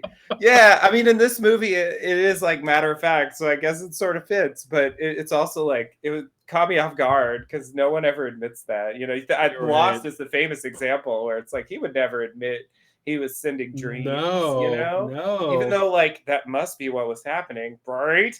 But like, you know, you don't get confirmation on that. Instead of just like, no, yeah, I just nightly I send them all these dreams. Yeah, that's cool. Like, what? Really? Yeah, why? It's strange. She wasn't freaked out by it. She wasn't freaked out by a lot of things she saw. And I actually thought like, oh, this is just like bad, like, you know, they do this in horror stories sometimes where like characters don't, for practical reasons, like characters don't react the way they really should. Yeah, you know? Yeah. Well, and I thought they had some. Oh, sorry. Go ahead. No, I was just gonna say I kind of, that's how I kind of took it at the time, like before the reveal. You know, I was just like, oh, that's just like the artificial nature of horror movies sometimes. Like, yeah, because she needs to do this thing, so they just make her do this thing. Exactly. I actually thought they had some cover with it because Patricia's character earlier says, or I think her name is Patricia. Chloe Grace or one of the. Yeah, but not her. The other character. Oh, Sarah, maybe the British. Maybe one? It was Sarah. Yeah. Yeah, but I forgot one of the two characters. Either Sarah was saying this about Patricia, or Patricia said it herself. I think Patricia says it early, right? That she says they came inside me, they were trying to get inside me, and I wanted them inside me. Oh, I was going to ask about that. Sorry, you reminded me. Go ahead. Yeah, and so later when Susie says that, she tells Sarah like, do you feel this thing when you're dancing, like somebody, like it feels like what it's like to have sex? So this idea of a power penetrating you, right? Yeah, it's kind of what they're hinting at, and the idea of the witch's power infiltrating them, right? But the idea that that's seductive and it's different and it's new, and even though you might be scared of it, you want it a little bit, and you open yourself up to that. So I thought that's kind of would have been the cover for Susie to not have the typical response to some of this horrific stuff, is because she's under their spell, to put it in an obvious way. Like the more she, and I thought it would be, and they didn't really kind of do this because they're playing this game where she's Suspiria, but I thought it would be, she's not that great of a dancer in the beginning, but she's got innate talent. More than that, she's a great vessel for Marco, so that's why she'll stick around. The more she dances and the more the witches influence her, the better dancer she becomes. The more she gets drunk off of power, and the more she ignores the signs that they're using her, and that the things are scary and she should run away. I thought that would have been clearer. Yeah, but I think it's muddled by the fact that she's Suspiria too. Yeah. So I thought that would have been the perfect cover for her not to be afraid of certain things, because she's more interested in the power and the accolade she's getting because she's becoming such a great dancer, you know. But they didn't quite do that. And there were times where I'm like, yeah, you should be afraid here, and you're not, and I don't know why. Right. Yeah, I was going to ask about a specific thing that Patricia says, which is like, they took my urine. you know, Yep. and then we see this scene where Susie like Yep. pees into a cup and they take it It was and it's something else too. Urine and what was there else? another Oh, was there hair. It was yeah, hair. hairs Yeah, yeah. and they cut her hair. Yeah. So was there another like line I missed about why they're doing Nope. that? Nope. Like what why include that? Nope. I was just like at the end like okay, so what were they doing with the I urine? I thought when she said that and when they showed it happening to Susie, I thought, even though they didn't actually say this, I thought the ostensible answer was like drug testing, right? Like So this is what practical. well, like this is Love it. what the teachers are telling the girls we're doing this for, right? Oh yeah. That's the Yeah. cover story. That's the cover story. Yeah. And then I thought the witches were really doing it for a ritualistic thing to Yeah. like for the body, for the transference of Marcos into the body. Like we need your hair and we need your urine, Right. but they didn't do anything with I it. didn't really say that mattered for Yeah. that, as far as I know. And so To me, then that's like they the just got like a room full of like urine cups. Like what are they see, doing? that's I feel like that's the movie in a nutshell, man. Like that's the flaw with the movie over and over and over and over again. The political angle, the jar of urine, the like Yeah. all that stuff it comes from, to me, the same problem of the movie where it's all these details that don't mean anything. Yeah. Yeah, and that don't really have anything to grasp onto to make them interesting Yeah. to sort of speculate about or what have you. Like, The witch yeah, killing herself, great, that's interesting. What does yeah, it mean? Nothing. Okay, then why am I looking at it? yeah. There's yeah, there's like shots of her looking, I don't know what, concerned, upset. I didn't even really know. I don't think she even had lines. No, and then they tried to stop her as if that it was it was almost like she was being held captive. They needed her alive. She Mhm. didn't want to go along with the plan. But she couldn't kill herself because they wouldn't let her, and she found an Right. opportunity to do it because she wanted out. Yeah. Maybe that's the point, but the movie didn't tell us that. Yeah. Yeah, it's I don't know. I maybe they didn't have time with everything else. It is also strange. Like the new movie was like over 2 hour, comfortably over 2 hours long. You Hmm. know, and yet it seems like I don't know. It seems like they did so many things, and yet it was still rushed. Yeah, Like because they you had too know, many things. They had a whole subplot about the detective and his wife that didn't matter. It didn't matter if she got out right, of Germany in time. right, yeah, His whole, the reason you have subplots like that is to say something about the main plot, right? yeah, Whatever would have happened to the final reveal about his wife should have said something about the main plot. His or the idea that he lost a woman in his life that he really cared about, and he did not, and maybe this is what they were going for, and it just was there you go. You're subliminal. doing the work again. I'm so doing the work. It's so taxing. Let me solve it for them. So maybe the idea is, he lost this woman in his life at one point, and he never figured out what became of her, and now this is happening again with Patricia, this Yeah, woman that's under his care, and she disappears, and he doesn't understand why. So that's why right. he's got to figure it out. Like that could work if you make that important, if you tie those things together. And I'm a fan of saying what things are in movies, right? I'm a fan of like the housekeeper lady that the old guy has saying, "You're obsessed with Patricia the same way you're obsessed with your wife." Fuck it, just Mhm. say it. Yeah, Like, yeah, just tell yeah. us what it is. Like, don't have these things that are like half interesting, languishing in this corner and languishing in that corner. And it's Right. just like, Like cups of urine. decorate like cups of urine. A cup of urine here and a cup of urine there and a pile of hair on the floor there. And like, it's just like, it's this accoutrement, of just like, it's just this decoration. And that's what I don't like when movies, especially like arty movies like this, where they're Yeah. just filled with decoration and Yeah. it doesn't matter at all. Yeah. I like that's the thing. I was very hopeful because it did seem like they're making a horror movie, but they're trying to do something interesting. Like a lot of horror Mhm. movies are fairly cheap and not particularly well thought out and just kind of produced because they have a built-in audience. And, that's why a lot of horror movies are not very good. I appreciate the fact that they seem to be making an effort.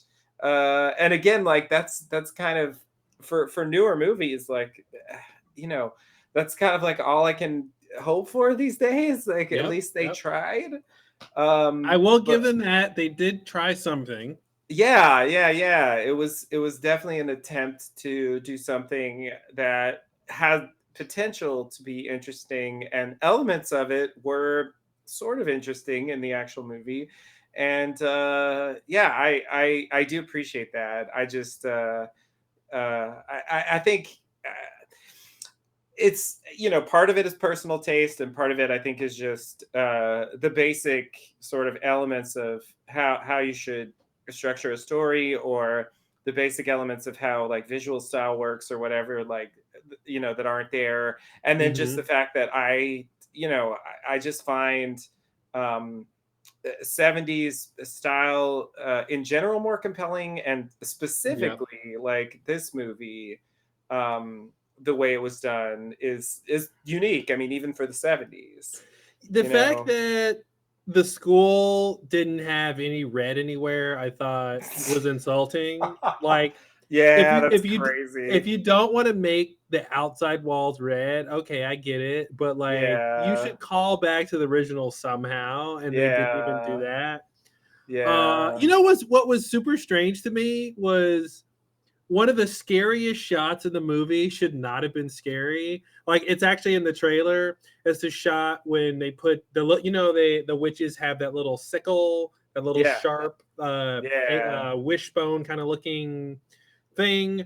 And there's a shot in the trailer, of course, it's in the movie, where they set it on this table, and the table has like this glass top, and it looks like there's blood underneath the glass. It's just like this red design, and it's this close-up shot of the sickle knife thing, like just rattling a bit after they set it down. And I love that shot. But when you get to it in the movie, you realize it's in his office. Yeah, and it's him setting it down or something. Yeah, but then it begs the question: why does that table look so scary? Why does it look like a bloody table? Right. I'm confused. Like, this is a table in his office. Why is it so scary? But it was a casual scene. It was such a. It's like we should leave this here so they don't find you with it. Yeah. And I didn't even understand why the witches use those anyway. But again, I think it's just it's just decoration. There's no real practical reason for them to have to drag bodies out using that, as opposed to picking a body up with your hands or something. It didn't ugh. But I agree with you. 70s version is much better, is way more visually appealing. And I think overall it's just so much better. Story manages to be more interesting in a way by telling us less about what's happening behind the scenes. And also, I think it's a little easier for the audience because the main character is as clueless as we are about what's happening. And so we can kind of identify with that a little better than Mother Superiorium. Again, it begs the question, if she's Suspiria, why was she in America? Why was Suspiria born to an Amish woman in America? And the story and the whole coven's in Germany? Like, huh? Yeah, that's weird. There's I don't know. All right, you want to get into the commentary for? I think we should do that. The original. All right, that sounds like a good idea to me. All right, everybody, get your players ready if you're going to sync up with this for Suspiria 1977. And as you will probably know, you can view the movie with an Italian dub or with an English dub. And there's ways that it's bad either way. There's no perfect way to watch this film because of various practicalities of how the film was made. But we're going to watch the English dub because most of the characters are speaking English, even if it's not them speaking English we're listening to in the English dub. Exactly. Fun times. All right, you ready? I am. All right, here we go. 5, 4, 3, 2, 1. Salvatore dentro resende. My Italian. Excellent. Got some drums here. This main theme that plays during the credit sequence is really good. I want to point that out. I do really like the music. Yeah, it's good. I would like to see how close the melody is to the Halloween theme. There's some similarities there, I hear, but I'm not a super music person, so I can't tell what I'm hearing that's similar. But yeah, you know, I've thought that also about the Exorcist music. Oh, I love this voiceover. It's so weird. This voiceover is so strange. Why give us this exposition that we're gonna get later in the movie? But you know, it's ominous in a way, and it makes it feel like a fairy tale. You know, it's like somebody saying a long time ago in a world land far away. Right. And I love this thing that she arrives at like whatever it was, I love local time, like 10 something. I love that the time we see, like, it's like the time he says she arrives is like 5 minutes after the arrival time of the plane, which makes sense because like, you know, like 10:40, right? And he said 10:45 or something. Right. So like the 5 minutes it took them to deboard, because I was paying attention to that. I was like, let me see if this is accurate. And I love that. So already this is a better shot than any shot in the new Suspiria. Yeah. Like, the colors, the people, the style, it's already better. Yeah. I really like this back and forth, like switching perspectives thing. Mm-hmm. I think this is really well done. And I don't know why this is scary. Yeah. I don't know what. It's a bizarre scene to try to. Someone walked outside. Oh no! Yeah, it really shouldn't be that scary. This also reminds me of the beginning of Mulholland Drive. Definitely. Oh shit! I didn't even think about that. Yeah. She arrives at the airport right at the beginning, and it's scary too. Yeah, we were talking off podcast about some things in this movie that we think David Lynch might have been influenced by. And that's one of them. Yeah.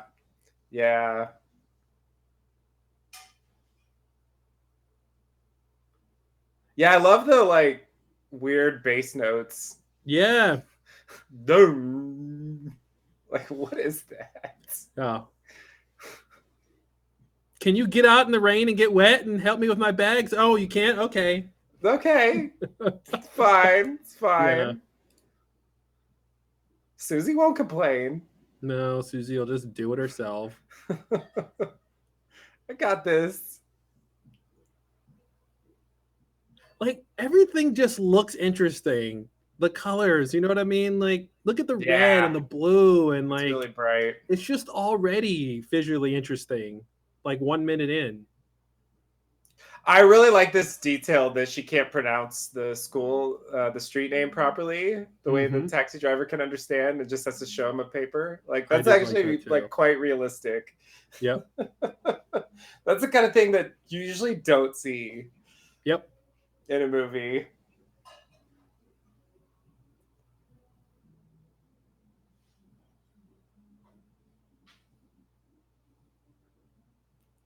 Ooh, churning water. Why was that scary? I don't know, but it's great.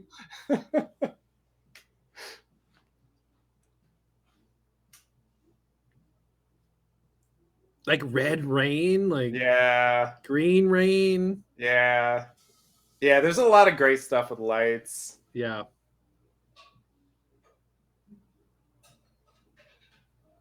Yeah, I just feel like the new one didn't even try to do anything like this. Yeah.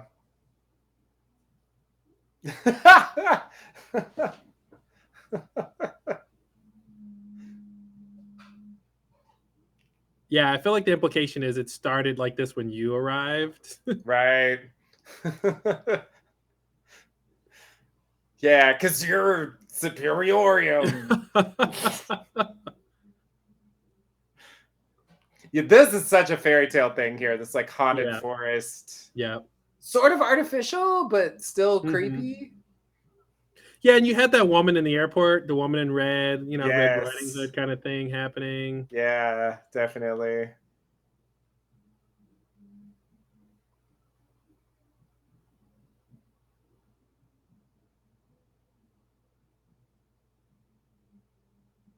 And then this shot. Oh man, the building is so much better. It's so much better. Oh my god. That's such a crazy way to have a building look. Yeah. Yeah. It's like openly hostile.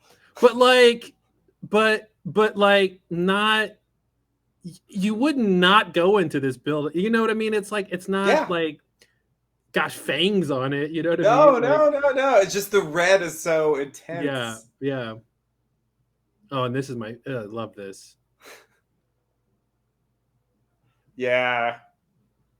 It's great that she arrives just as this is happening. Yeah. Like, oh, okay, well, anyway.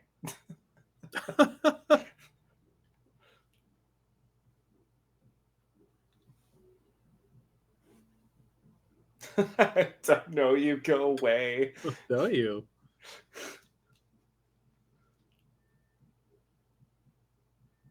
This also reminds me of Lost Highway. The whole thing at the intercom, and then we'll come back to it later to tell us like what was really happening here. Right, a mysterious, like, because we don't see who's on the other end of this. Yep. Yeah, that's a good point. Wow. Oh man, there's a lot of Lynch influences here, I think. Wow.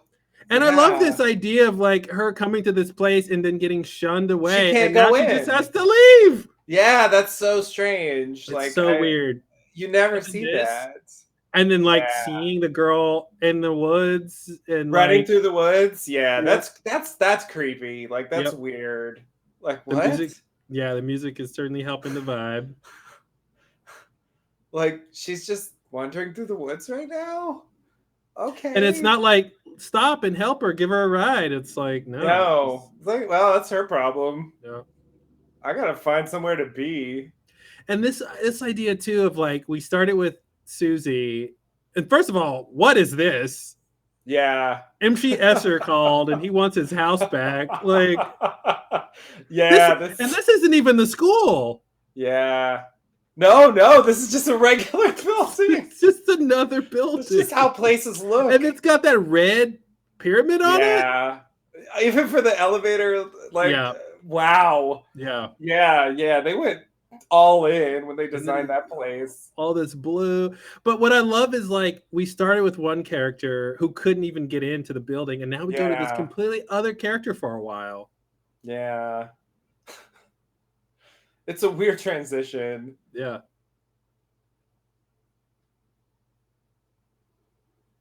And this thing of, you know, starting the story with a character who knows the prime mystery.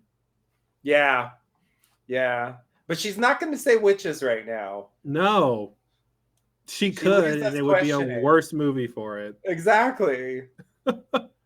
That's why when she said that in that first scene, I was like, yeah, that's a bad call. That's a bad call. Like, don't do that. Like, he should have figured it out with her journals because he was going to do that kind of investigation anyway. Yeah. She didn't have to tell him that. Exactly. Yeah. It was just like, yeah. Stop talking. Oh, look at the wall. It has Escher stuff on. That's literal Escher stuff. Oh, that's real. Yeah. Yeah. Wow. Right. I never cut them. So it probably was an influence on the design of the set. Mm-hmm. He was German too, right? Yeah. Yeah, that probably makes sense. That's a good point.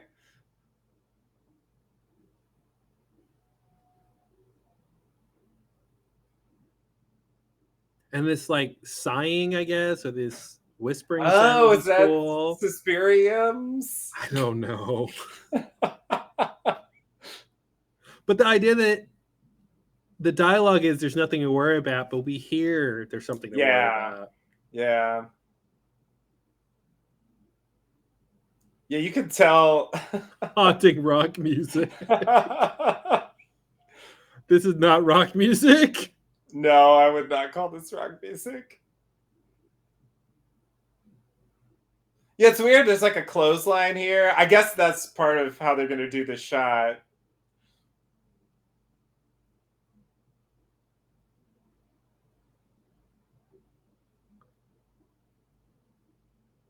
Yeah, I love whatever instrument that is playing bass. Yeah. Yeah, this is so elaborate for just like a one-off set. Like, I'm really surprised how much effort they put into this. Yep. Definitely, like, scary thing through the clothesline is classic. I don't know if I've seen an earlier version. Like, it's in It, it's in Halloween. I guess Halloween would have been like within a year of this. Mm-hmm. Oh yeah, you're right. Like the way it blows in the wind and can mask things, but you can still kind of see. Yeah, and the thing I love about this shot is we have this sense of security that she's on the second floor, right? You know, yeah. What could really happen? And there's here? Normalcy there by having the clothesline, so it just seems like how bad can it be? Yeah. What's going to happen? The window's locked. It's an upper floor. Yeah.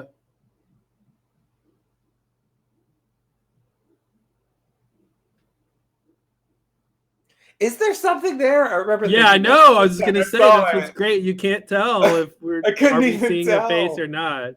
Yeah. And this doesn't help. No, that actually makes it worse. Don't do that. Yeah. Yeah, there it is. Yeah, what is it? What is it? I don't even know what that's supposed to be. Right? Some hairy And then it's a hairy arm guy. Yeah. Like, what? Hairy arm guy had those eyes? Yeah, I guess so. So this is where it becomes more like Giallo. And this is what I love is he's in the reverse shot, he's not there. Right. Oh, well, that was weird. His hand was he's there, but on the other side somehow? Yeah. I don't even understand what just happened. And now I don't know where she is. Yeah, where did she get on the roof somehow? Some sort of balcony? And how was she outside of her building? Did she get pulled out of the window? Wasn't she banging on the bathroom door and now she's banging on the outside of the apartment? That was the bathroom door? Oh, you're right. It's outside. Oh, I guess they're in separate apartments. No, she was in her bathroom at first. Oh. And now he's like a wolf man. Yeah, I guess he's got pulled to the roof for this thing. Yeah. I remember thinking, like, this is a lot of stabbing. It is a lot of stabbing. And then it goes so far as, like, yeah, let's do the beating heart stab. Yeah. Which is, like, really over the top. Oh, this is that scene. Yeah. I thought this happened later.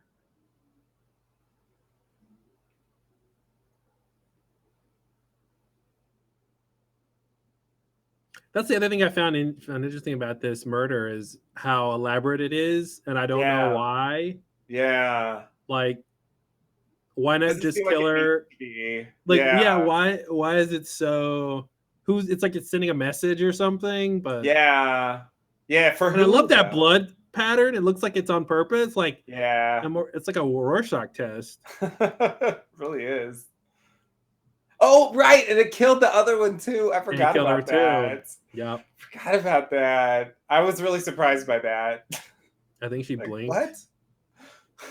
Yeah, I had to rewind it to see where she was and how this made any sense. But yeah, and then we cut to this. Oh God! Right, this guy. Mm-hmm. Oh man. The building doesn't look as red now. No, in the light of day, it seems faded. Almost inviting. Almost. Yeah, the movie's already very strange structurally. Like, Yep. it's weird to start with that and then go to this, and we haven't rejoined the main character yet. Nope.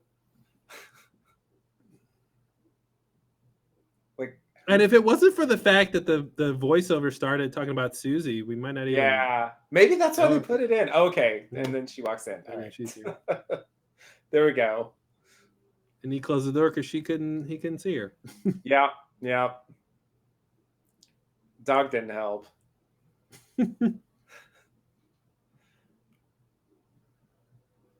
One of the things I loved about the new Suspiria movie was early on when Susie's getting ready to dance and she's sitting under that sign that says something about the school, and all the letters are crazy on the board, like in this weird spiral pattern. That's one of the best shots of the movie. Yeah.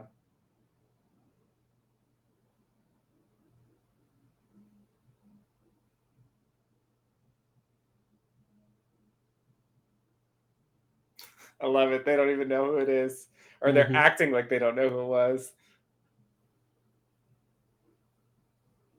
So it's weird to me because isn't she basically Miss Blanc in the new one? Apparently not.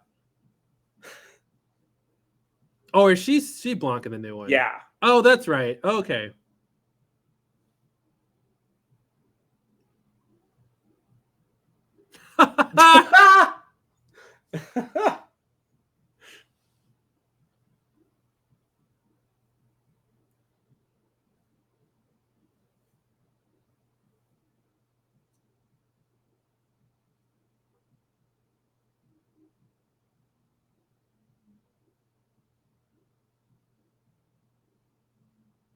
That's the other difference. In the new movie, it's an all-girl school.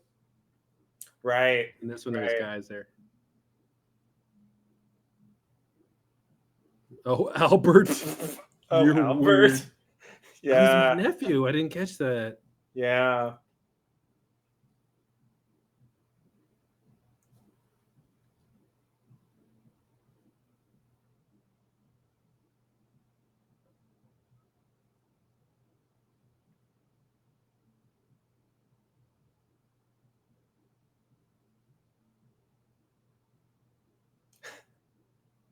It's a great shot.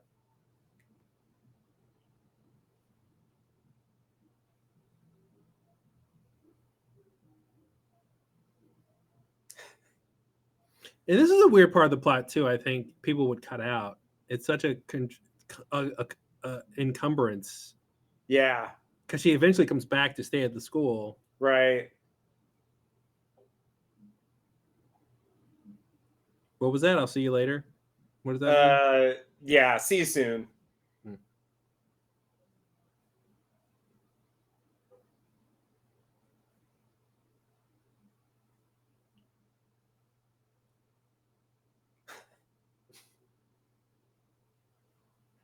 Yeah.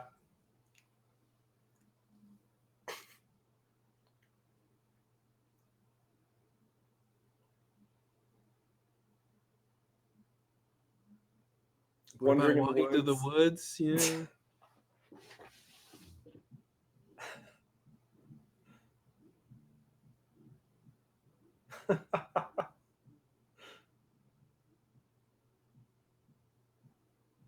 I wish I could see this guy's arms. Romanian.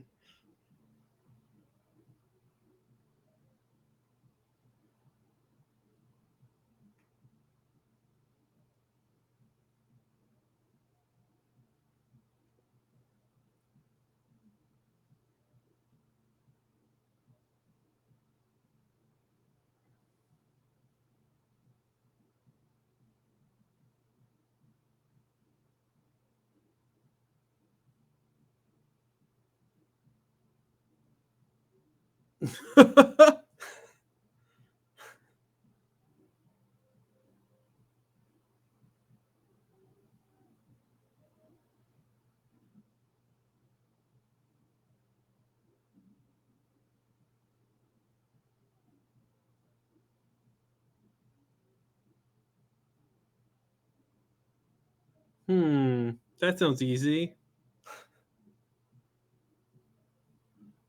Not the Red Room. I was just gonna say that's the third David Lynch connection. He's like, Red Room sounds good to me. Love it.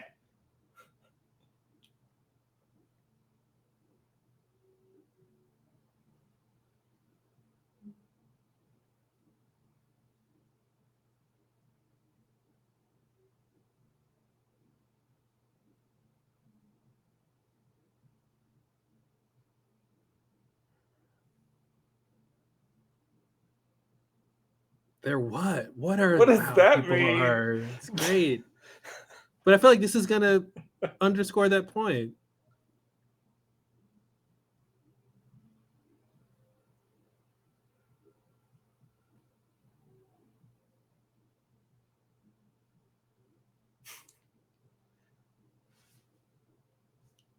That would be the idea. Borrowing them. Mm-hmm. Uh-oh. Mm-hmm. Like even that shot of something on the floor was interesting. Yeah. Yeah.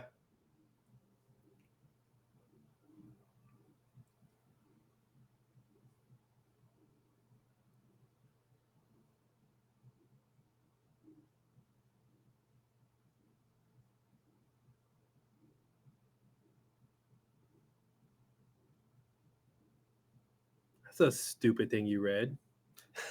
I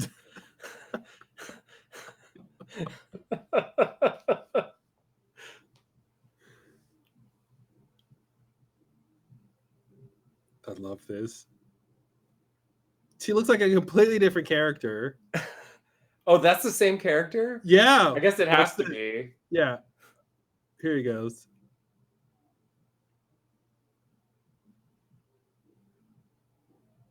I'm just kidding. It's great. Like, screw that last scene. We're friends now. And like, where are they? Look at this wallpaper. The wallpaper's insane. It's crazy. It's just a room. It's not even at the school.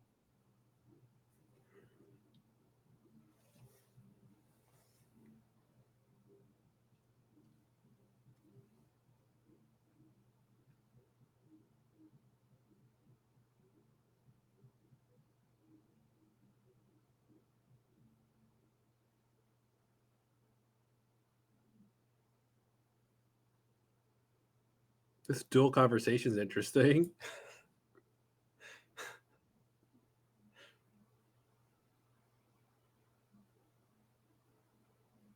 Yeah, it's like Robert Altman. Yeah. It's a strange thing to do.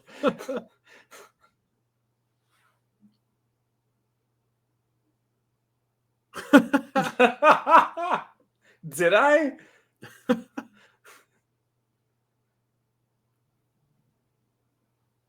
That's just how people are here. Isn't that what the gesture meant? It's weird. I have to explain it anyway. I do like that phone. Oh, yeah. Oh, yeah. Wow, that's a weird phone. Mm-hmm.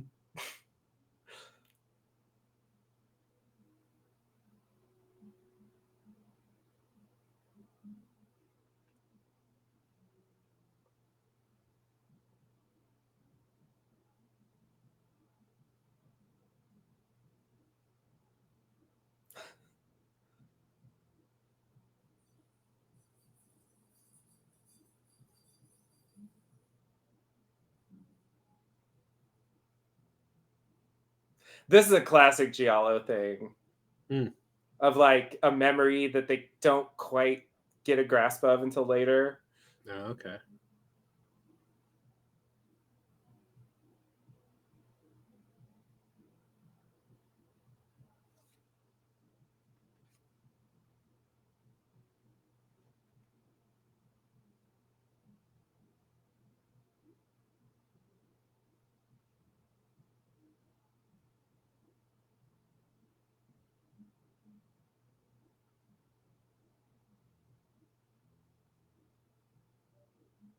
One of the 3 dancing scenes we'll see.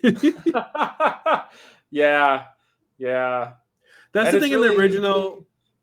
Go ahead. No, go ahead. I was gonna say in the original they did a thing where Susie was gonna audition and she makes one dance move and they do a hard cut to somewhere else, and I thought that's so fucking brilliant. I love the idea of us not seeing her do a full performance, but then 2 seconds later they cut back to her continuing to audition, and I was like, right. oh Yeah.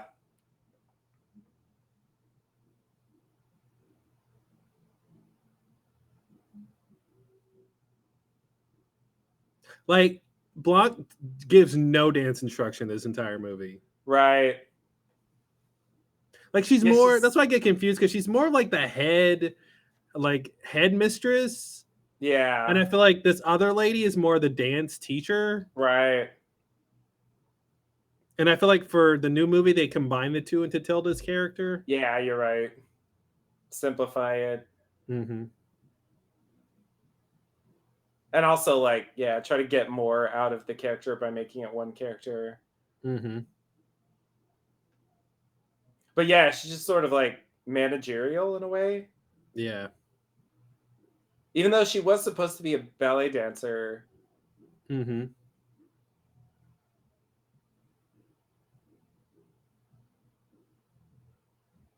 I saw one example, and now that's your complete character. Yeah, was it really that? Yeah, conclusive? Like, wow. Okay. You say so.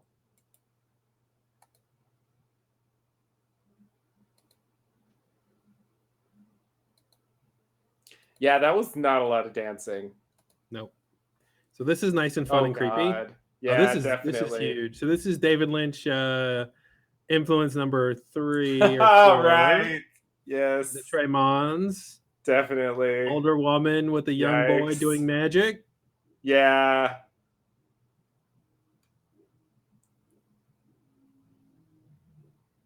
Okay, now we know what that word is. Thanks to the subtitles.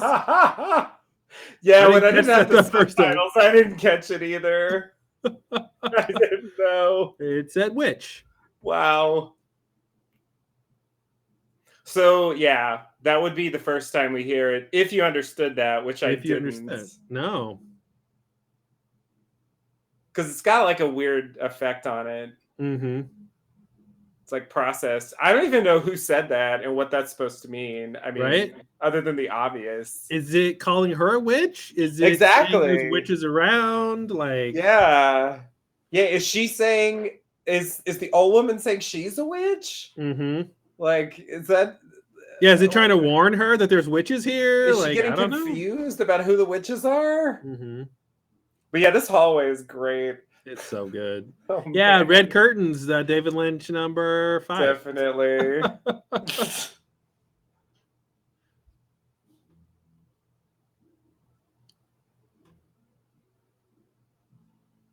Impostation.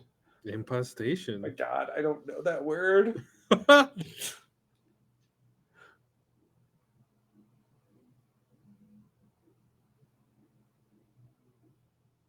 They kind of did this in the new movie. They did. You're right. I was just thinking that.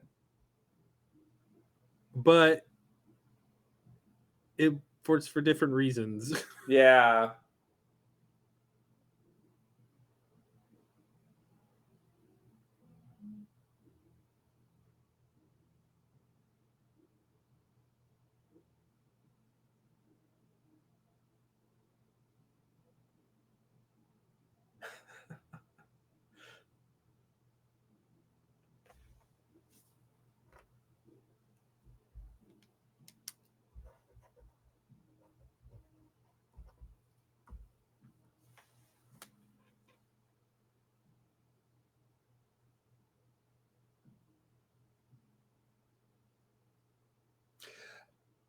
Is it because of the witches? Yeah, I assumed the thing that the old lady did to her in the hallway. The old lady. Right, yeah. Right. That encounter. But I don't know what she did, and I don't know what effect it's having.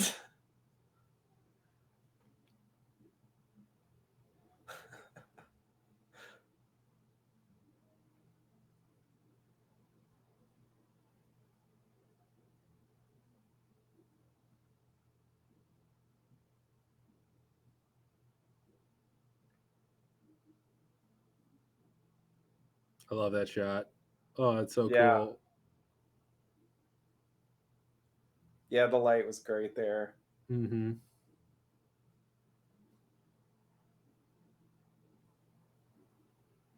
Oh wow, something really happened there. Something's happening.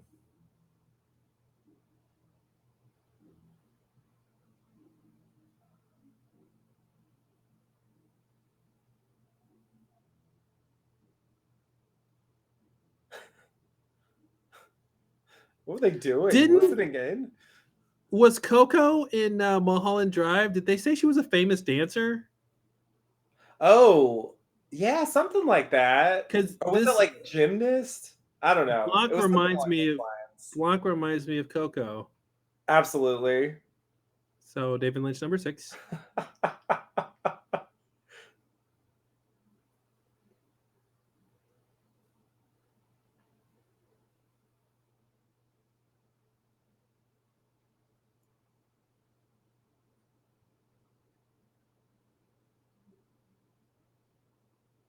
Oh God. Where's this red light coming from? Yeah.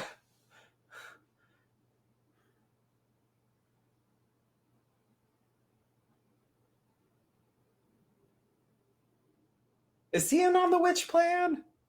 I don't think he's in on it, The but is I think he's just a weird doctor. he's just like a shitty doctor. I don't think he's shitty. I mean, I think he comes off strange, but he's I wrong, don't think he's doing, right? I don't think he knows why she was sick. Yeah, no. Okay. I think yes, correct. I think he's wrong about the cause. Yeah, that's all I mean. Yeah. Yeah, I don't think he's being duplicitous here. I think he thinks he's just doing his normal job. Okay.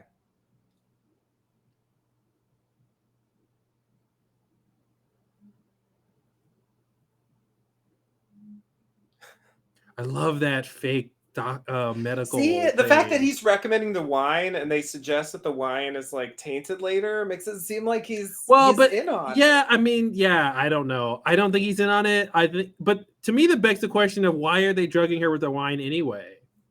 Yeah, that's fair point. Yeah, so I think he suggests the wine, but it's the witches who are tainting it. Do they just But it's use hard the to wine know. because he suggests it? Yeah, I think so. I think that I just don't Maybe. know why they're subduing her to begin with.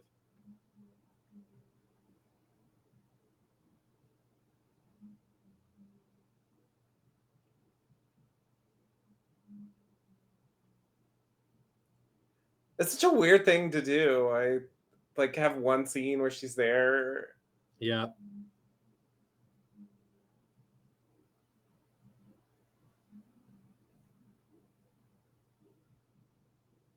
But is that because he gave her like? Okay, that's making it suspicious for sure. Yeah, yeah, And now we get the poison. yeah, yeah. Yo, poison. Uh-huh. Yeah, poison you ordered. That thing. I don't even remember what the deal is with that Clock thing. match. Clock lighter, I mean.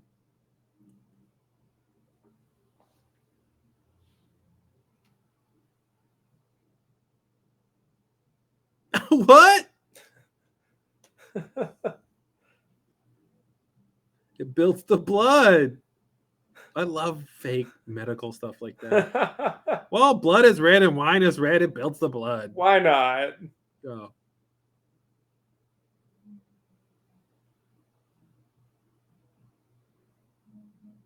I mean, that's what's cool about having her staying at Olga's at first, and now she's staying here. Is it's sort of her being more locked into this world where she had a little bit of independence. Right. That's a good point. But it is still weird though. Yeah, it's just story wise, like it's a little bit. You would think all the girls have to stay here. Yeah, exactly. A normal version of this story would be like that. Mm-hmm. Oh, this is great. Yeah, I didn't realize we were getting to this already. Mm-hmm. It's like, what is that falling?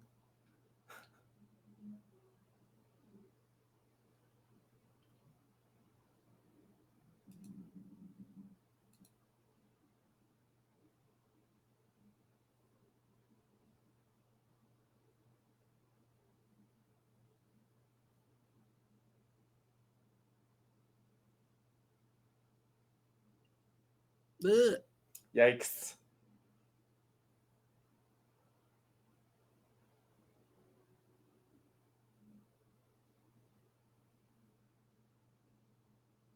David Lynch did a painting with maggots. Just had to throw that in. Number 7.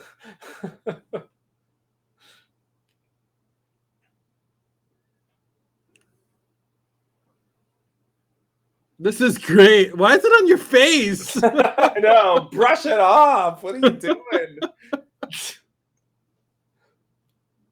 This is another thing I like is we talked about this on the podcast, but like the witches aren't doing this on purpose. It's just a weird thing that happened. And, it's like a bad coincidence. Yeah. Like, oh, let's figure out the problem. Where are they coming from? Oh, and this shot when she walks across the boards is so grossly good. Oh, yeah.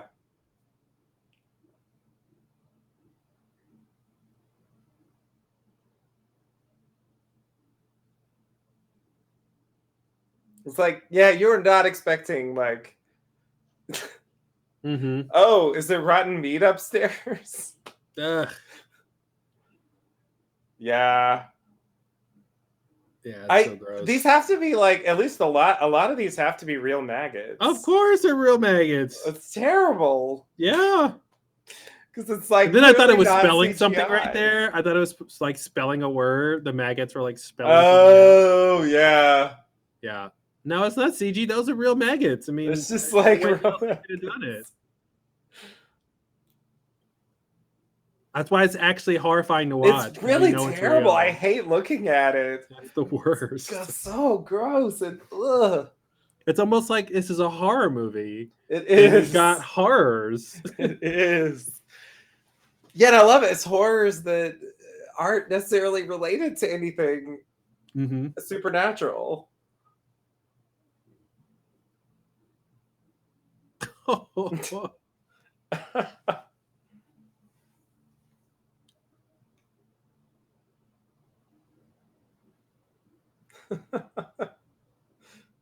A regular movie, this would have been on purpose. They could have pretended it was an accident, but the point would have been to get all the girls in the same space this night because Helena Marcos wanted to figure out which girl she was going to choose or something. Right.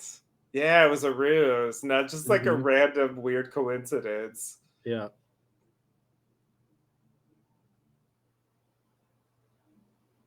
And it is weird that they say we'll all sleep together when there's also this idea that the teachers leave and go off campus to sleep, but tonight they'll sleep together. I don't know. Yeah. Oh, here we go.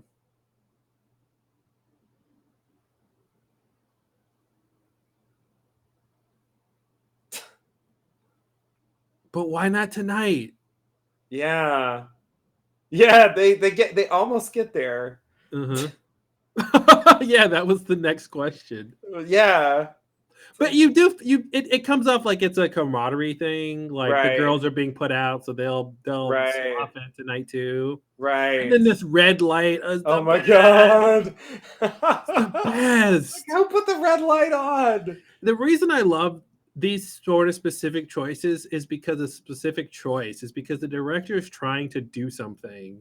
You know, it's not just, we'll just put the camera up and shoot. It's like, no, white curtains, red light now. Yeah. Doesn't matter if it's realistic. What matters is I'm trying to communicate something and set a mood, you know? Yeah. It definitely sets a mood. Yep.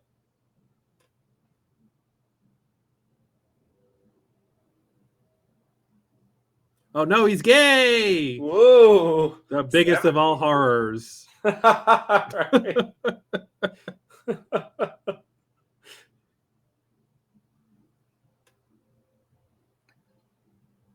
They can't quite say it. No. He's not one for gossip. And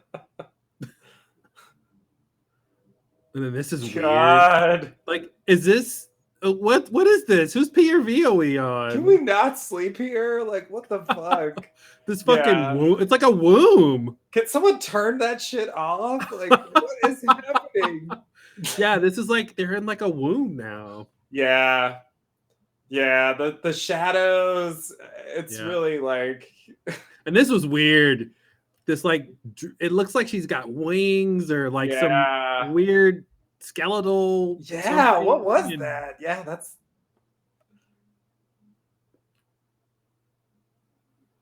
Just sleeping right there. What the fuck is she doing? The biggest of all evils is one curtain away. It's just the best. Makes no sense. Well, I'll show solidarity too. And yeah, the only floor that was infected was the one below the students' floor. So the teachers shouldn't have to stay here too. No. But this is a contrivance of the movie. Definitely. Because they need to hear the snoring. The signature snore. Yep. She went to sleep fast. Yeah.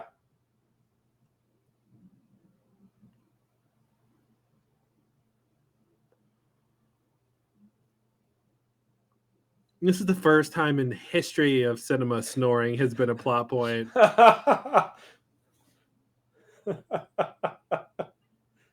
Behind you. I mean, yeah. Use your ears. She says it. Yeah.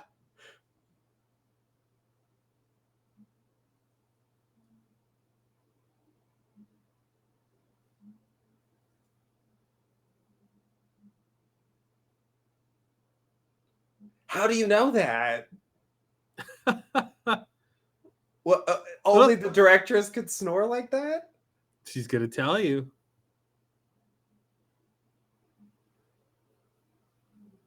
Ah, right. Mm-hmm. It's like you don't forget this snoring. Yeah.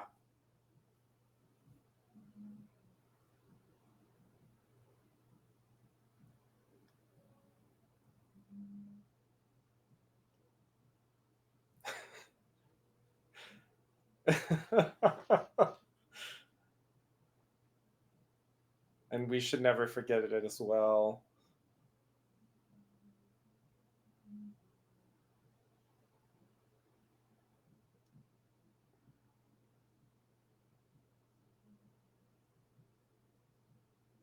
Which is something she should have lied about. Yeah. Yeah, they are lying about where she is right now. Mm-hmm. All right. Well, she really answered the question I had quite specifically. Yeah. That's her.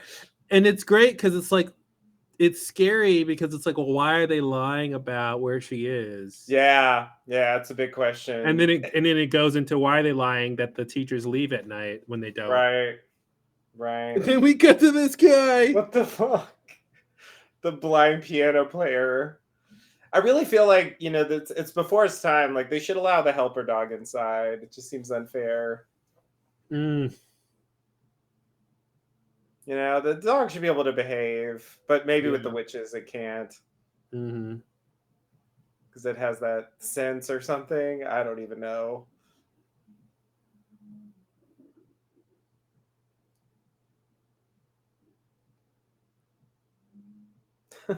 See, I feel like she could have easily said yes. I don't know why they're lying. I don't know.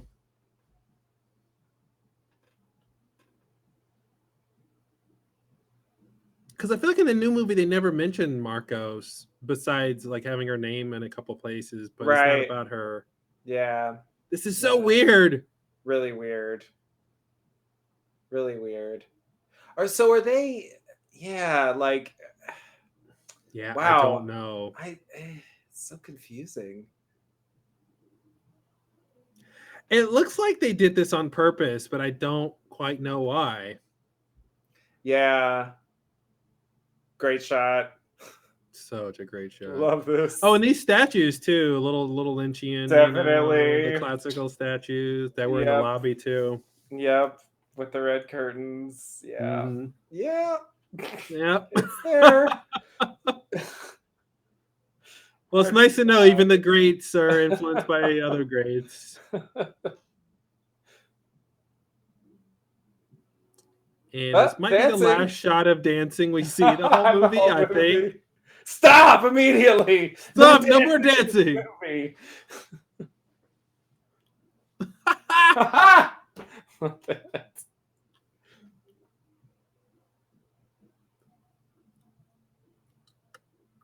Armbert.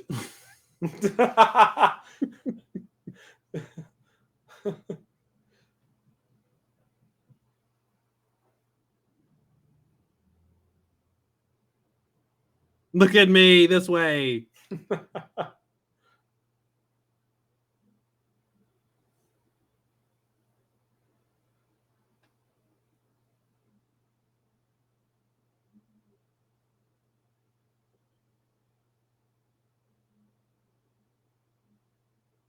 You know where she is. She's screaming in your ear.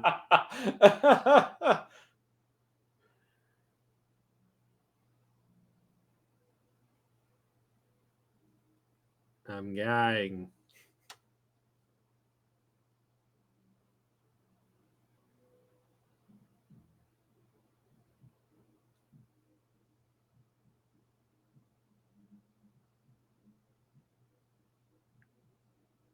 Like, I took that to mean like he overheard them being witches. Oh, like, it does seem like that's what it's implying. And maybe that's why he has to die. I guess, but like it would have been nice for us to know that, but yeah, because I don't know why they're setting him up to die at all. Yeah, it seemed arbitrary to me, like the requirements of Giallo that there'd be people dying, but I think you're right that line is a hint. Look at that shot. Yeah. No one ever would do a shot like that. That is a bizarre shot of drinking wine. I've never seen anything like that. You don't see like the mouth. You never see the glass. Yeah.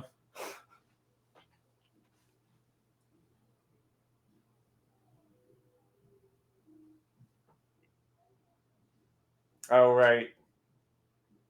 I'm so tired. I had like a really full glass of wine. My body's building its blood back. It's so tiring.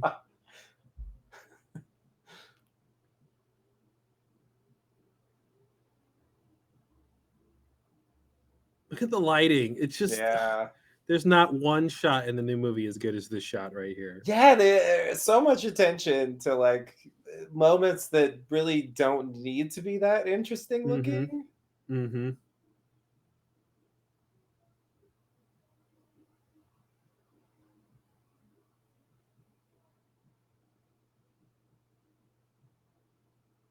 I'm just drowsy enough to understand that.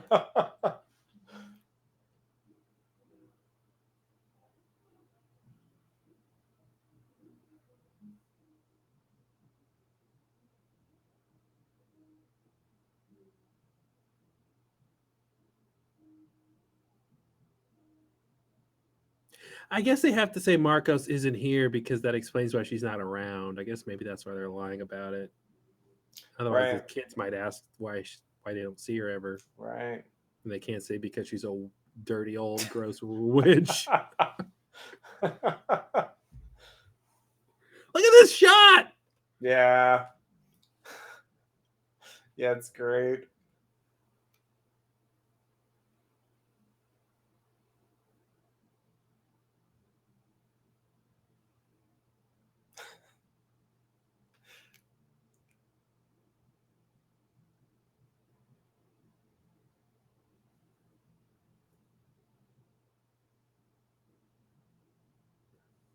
I have to look up what that means later. Yeah. Some Greek thing, I think.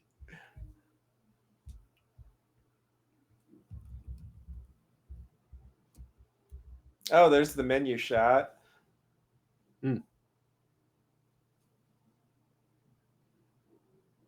Or sequence, I should say. Oh.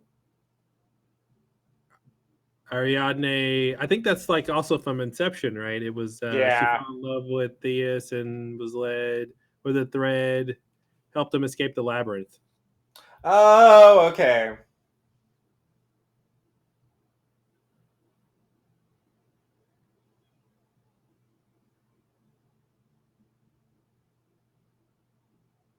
Like, where's this draft coming from that's blowing Yeah, the curtain? it's really Then this is totally mysterious like a draft. Lynch shot where you don't, where Yeah. it feels like a character's POV, but you don't know whose POV it is. Yeah, definitely.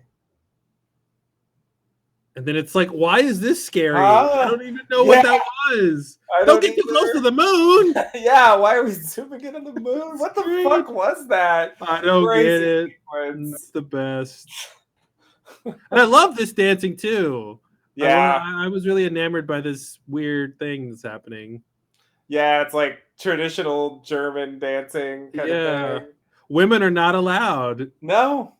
There's a thing this made me think of that thing because there's like traditional like Jewish dancing and stuff like that where it's just like it's men dancing with men. Yeah. And the women just aren't allowed. Yeah. Yeah, it seems like they could have made a point about that if they wanted to. Mm-hmm.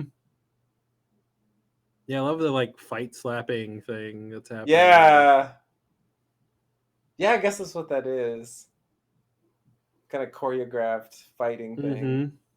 I'm sure it's telling a story. As all great dance does. And this is great. The illusion of security. You got police around. Right. Classic. Mm-hmm.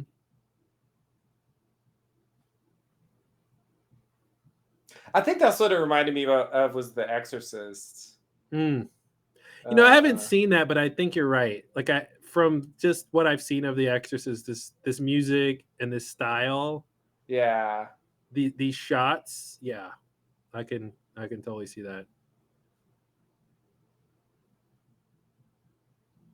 And then this, especially this set. Whatever instrument this is supposed to be. Yeah. Some sort of this is great. This is definitely like one of the advantages of shooting in Europe. Mm-hmm. You have like crazy squares like this. You can just walk around in. And making like open space scary is really counterintuitive. Yeah, definitely. Because like, yeah, what can get him? There's like nothing around. And if something came, there's all this lead up time. Exactly. Before it would be on you. And that's why what happens is so scary, because it's the opposite of that. The thing that you should be scared of is right next to you. Right, exactly. And it's already been established that he doesn't view the dog as a threat in any way. Yep. And I feel like the audience, at least I instinctively believe it. You know, yeah, I think it's their fault. Like the dog course, didn't do anything. It seemed like they did something on purpose because we saw them do something to Susie. Exactly. Yeah. And the dog seems like it's warning him. You know, definitely. Like it knows something's wrong. Yeah. And then this shot coming up with like the camera on a wire or something is so cool. Oh yes.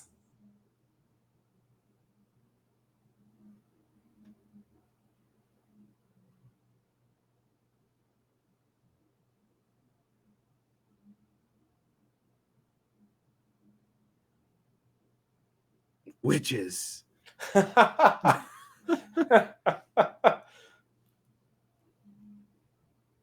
Yeah, wow, they really don't spell out why he has to die. Mm-mm. It's crazy. And then, like, is that good or bad or evil? Yeah. I don't know. Oh, here we go. Oh, right. I remember thinking, like, a bird's gonna attack him. Or I thought the gargoyle started flying. Yeah. Is it gone? Or is that it? Did it change? Oh. I don't know. Oh, did it get up? I don't know. What happened? Doesn't really matter.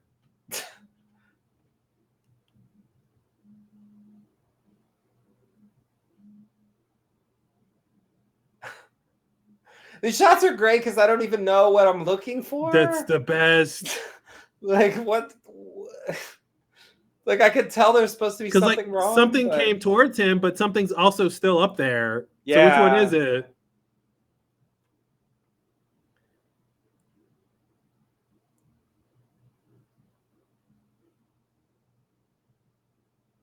The music dies down. And you're like, huh? Yeah. Yeah, that's not what I expected at all.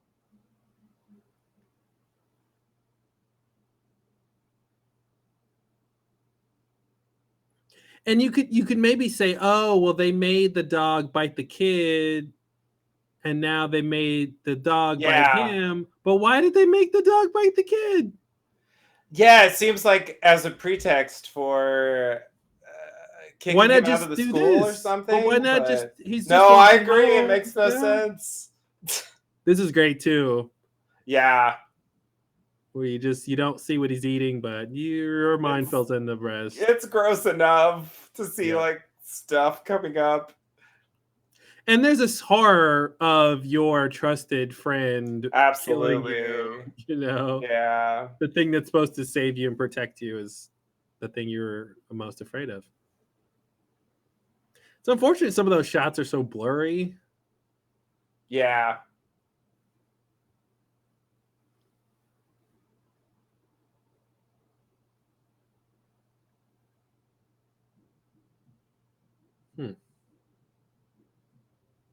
Uh-oh. Hex?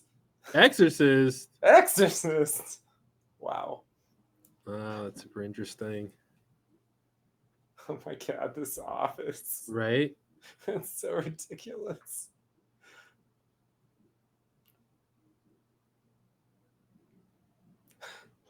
Oh as soon as she walks in, could you leave?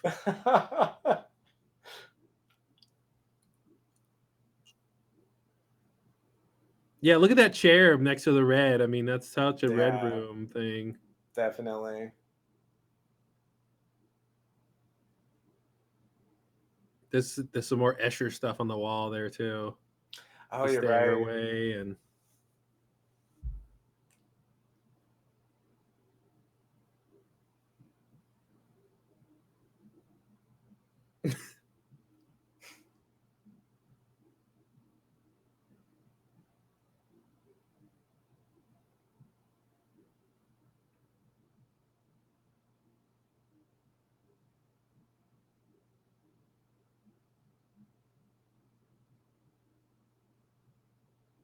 I've also done very well. I should also be congratulated. That's a weird scene.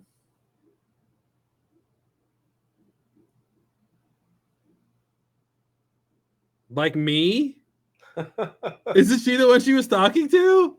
Is that really what was happening?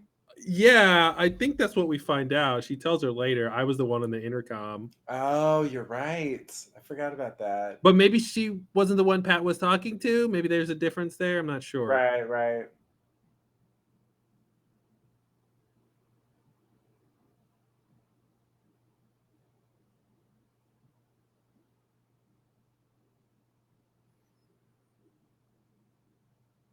Okay, yeah.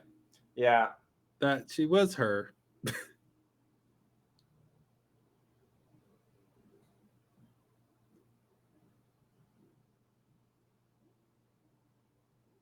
Yeah. You just said earlier you're talking to someone. It's so weird to suddenly say that now. Like, yeah. Well, I guess that's why she's like, I don't know you. Who are you? Mm-hmm. Go away.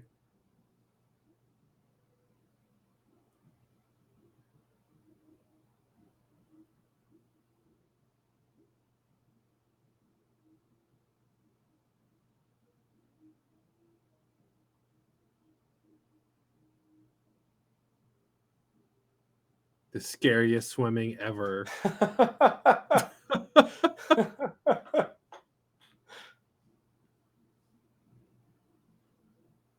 Yeah, you get the feeling that somebody's watching them. You just don't know who. Yeah, the point of view shot implies that, but we're never given that insight.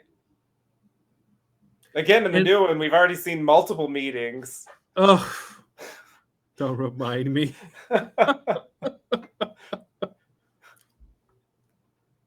Ooh, the notes. The notes.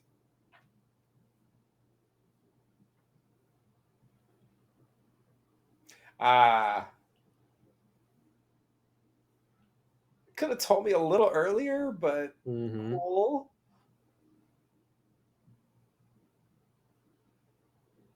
I love that Susie's actually interested in the mystery and scared and not like, I'm Suspiria. Right.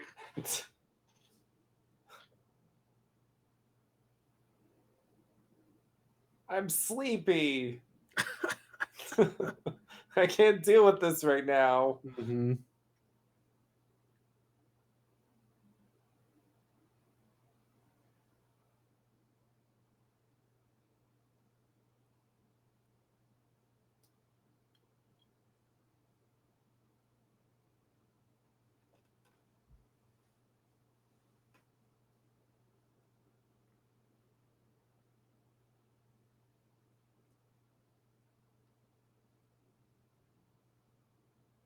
Oh, that's great. I love that little blackout while she's talking. So how far into the movie are we where we hear the word an hour? That would be about 2/3, basically. Yeah.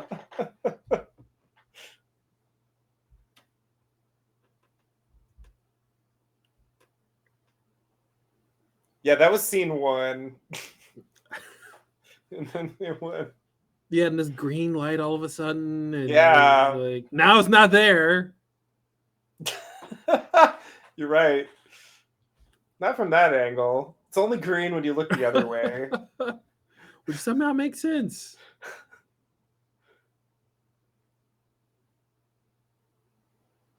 And this ball, why would you shoot this? It's great. Why would you do Lynch that? has done a shot like this too. Yeah, he has. In Lost Highway, he goes up to the light like that. And now it's green. Okay, there's the, yeah. Yeah, attention to detail really does a lot. Mm-hmm. It's like, that's just way cooler than it needed to be. Yep.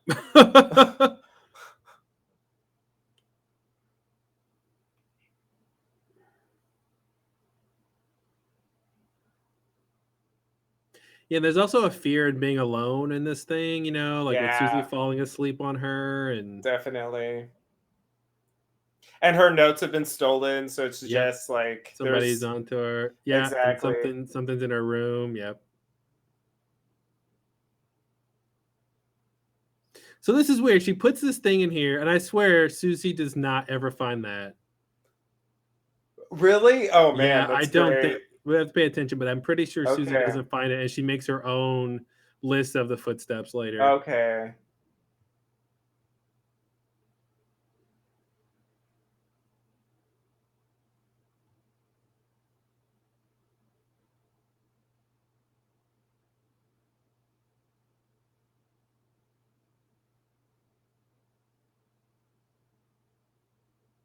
Like the light got brighter. Doesn't make any sense.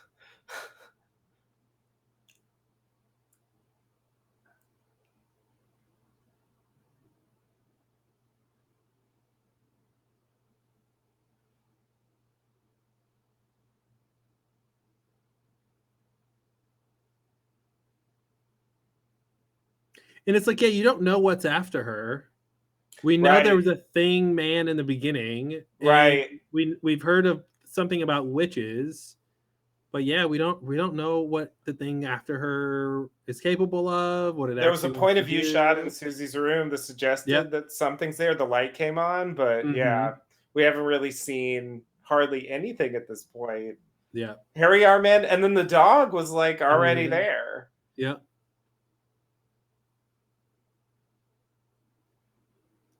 That's the hiding place? Okay. Yeah, that's the attic. Okay. I thought it was going to be like, I'm going to stand here and then I'll be in the dark. Who is this in the cape? Yeah, I have no idea who the fuck that's supposed to be.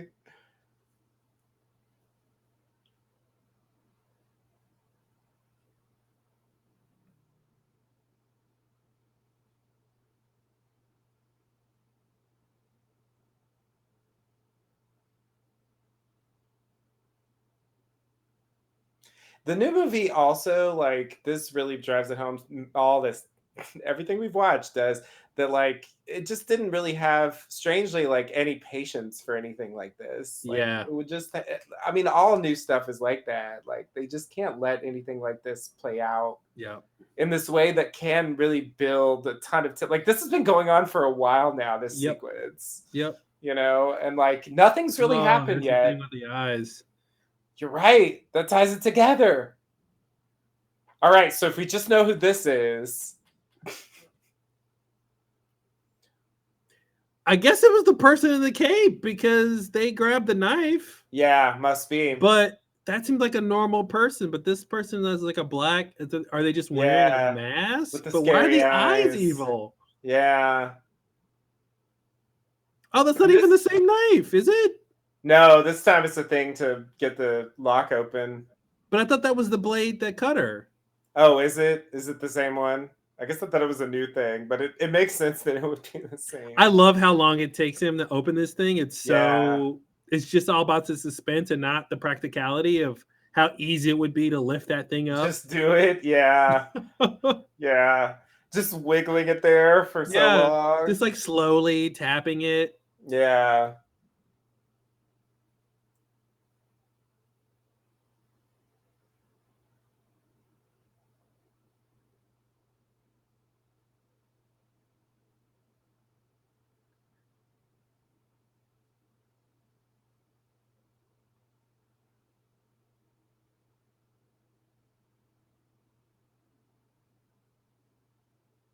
Oh God, I remember where this is going. Yeah. Oh man.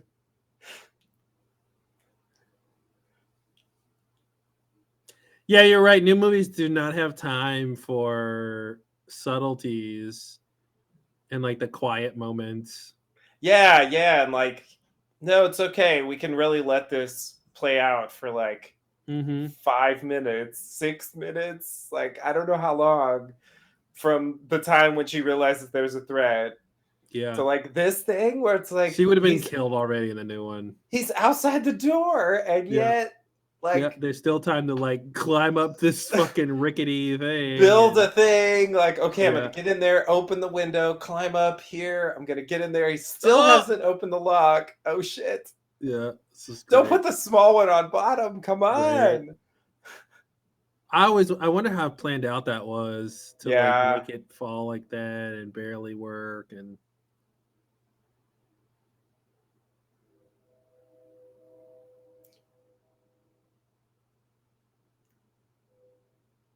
this is great. Yeah. You don't see what's underneath. Don't look down. Don't look down. It's like why didn't you look? Why didn't you see? I know. And what is this? It's just a random room of razor wire, apparently. I don't know why. It's really cool because I mean, she feels really trapped. So horrifying. Yeah, it's so horrifying. To be stuck in the middle of this. Why is there a room full of wire like it makes no sense at all. Why do witches need razor wire? I don't know. Is this supposed to be like the gardener's room or something? There's like tools on the wall, Yeah, I guess so. Like, but it also feels like a trap for her. Like they put totally this there. Feels like a trap. Yeah. Yeah.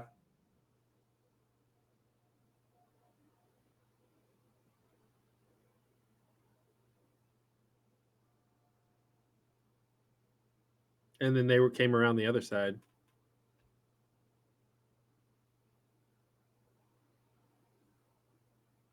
Damn it, who was that? We'll never know. They did at least like clearly show that it was the same thing from the first killing, but beyond that, I think the weirdest shot of the movie so far is the person in the cape. I don't understand who that was supposed to be and why we saw a little bit of them. He's just a guy in a cape. What are you gonna do? And then he has eyes sometimes. I don't know.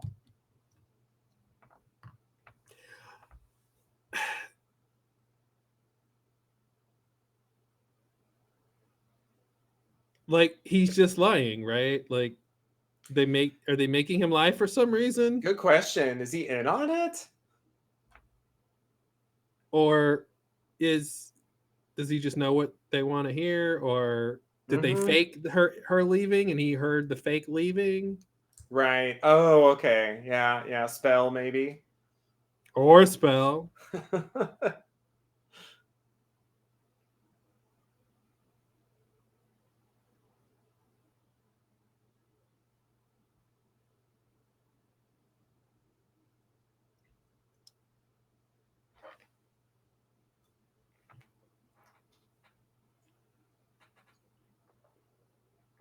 Oh, her luggage has been removed. Mm-hmm. Yeah, Although her so room was ransacked, which is weird. that clearly suggests that the killings are not just some kind of isolated thing of some rogue in the thing. Like, it's like... And it is weird for them to be talking like this when they're in on it. Right.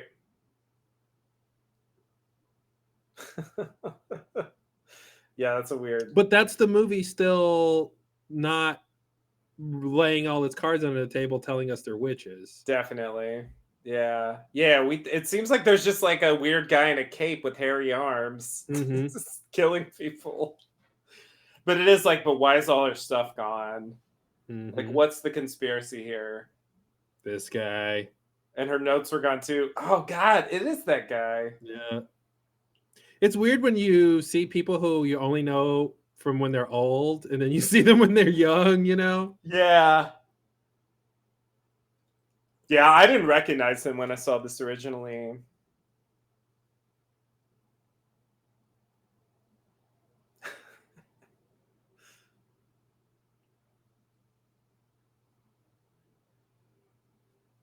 Completely unethical. Definitely. It was the 70s. It was fine. The 70s, yep.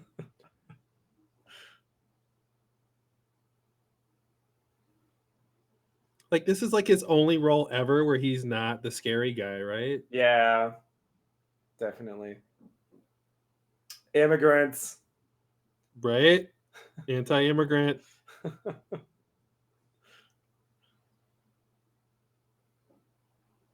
It's like, that's the first time you've heard the name Helena Marcos, right?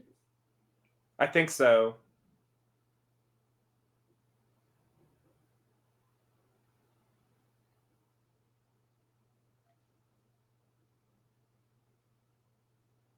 That's what you got to do with immigrants. Gotta expel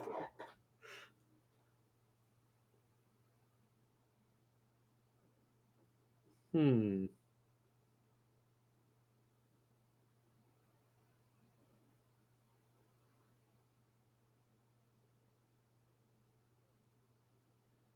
See, that's the difference. Yeah, in the new one, it's the Marcos school. Of course. The more obvious thing.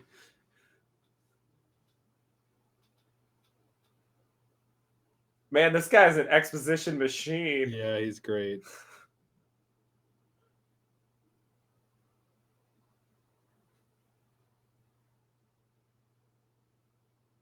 He does know a lot. Why does he have a beverage?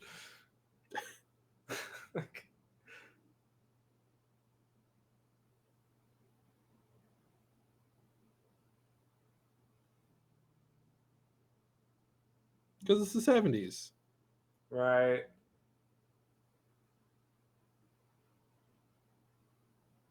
Sounds a little bit like Rod Sterling. Yeah. This is the weirdest part to me of the exposition machine. And here's another character with more exposition. I'm all out for now. Don't make me tell you everything. Yeah. It's weird, I guess, the new movie combined these two people into one. Right. Yeah, exactly. Sort of. Like an old I man. guess they're at some kind of conference or something, and that's where the beverage came from. Yeah. You said the beverage? Yeah. You're really interested in where he got that beverage? It was just like suddenly he had a glass, so it just seemed weird to me. But I guess it makes sense.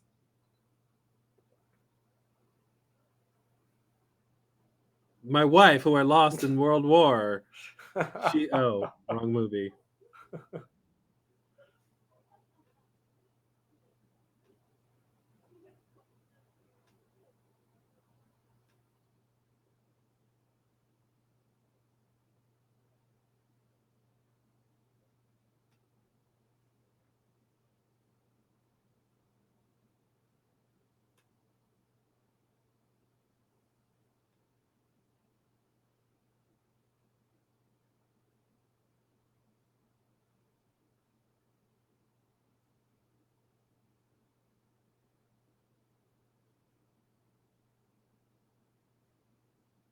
They're capitalists. Yep.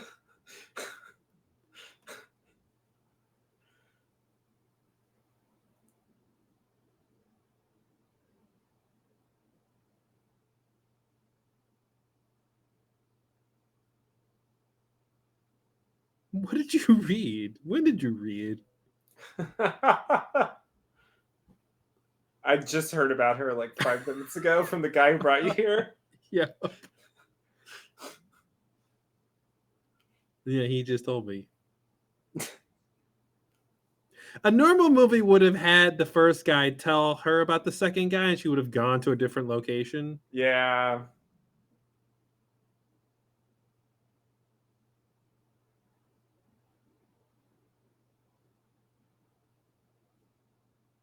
This also made me think of that S thing, like a snake that they mentioned earlier. Oh yeah. But she's not Suspiria, so True.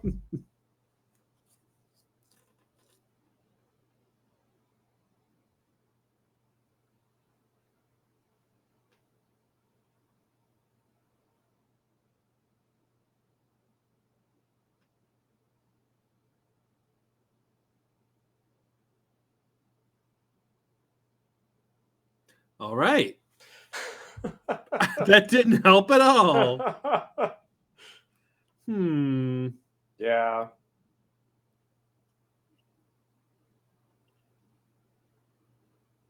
Marcos. Uh-oh.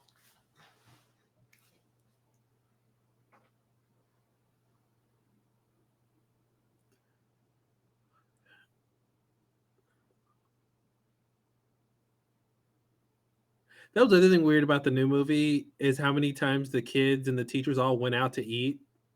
It's like 3 or 4 scenes of them just hanging out, going out to eat. Right. Yeah. Yeah, very casual. Mm-hmm.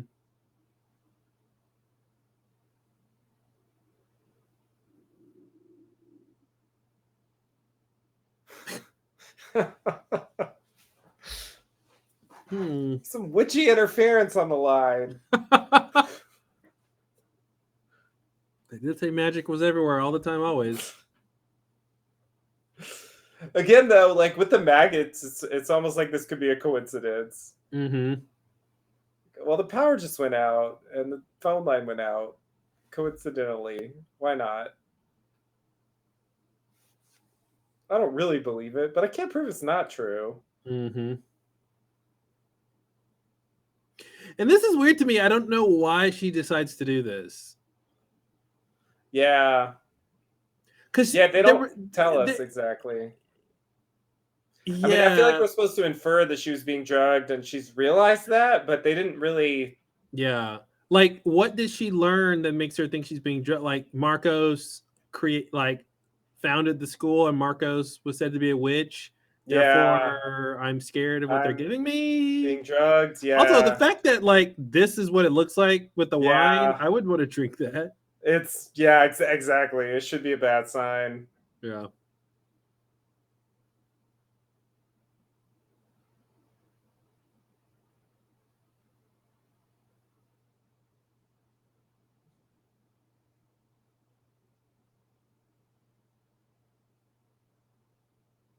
Don't open a window.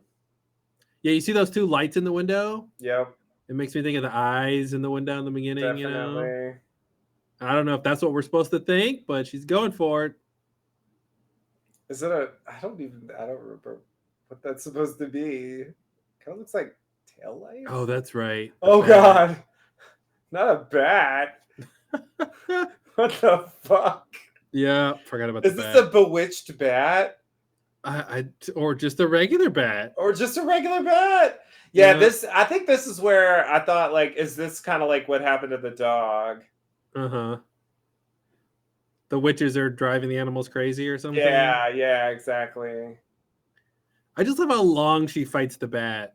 Yeah. And then the bat's like, flush the toilet. Is the bat really going to flush the toilet?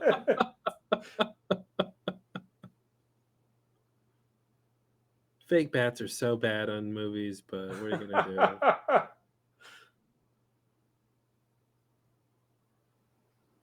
Yeah, shut that thing up.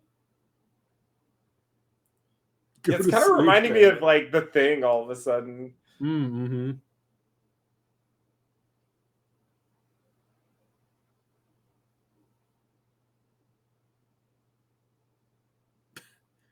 Keep going. I think you got it. Nice.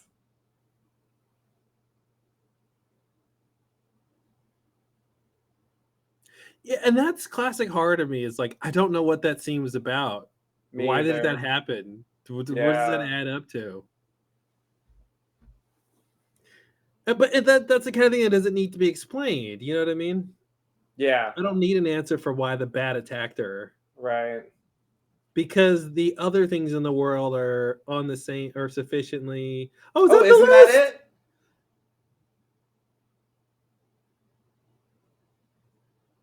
Oh, That's maybe got to she be does. it, right? Okay, I guess it is it. I guess Did when I she? saw it originally, I thought she just grabbed another paper and started herself, but I guess she's gonna continue it.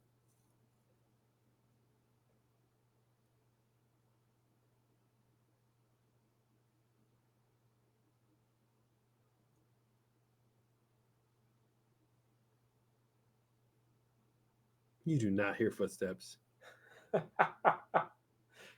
There's distant footsteps. Hey, the subtitles say The loudest floor in the entire world.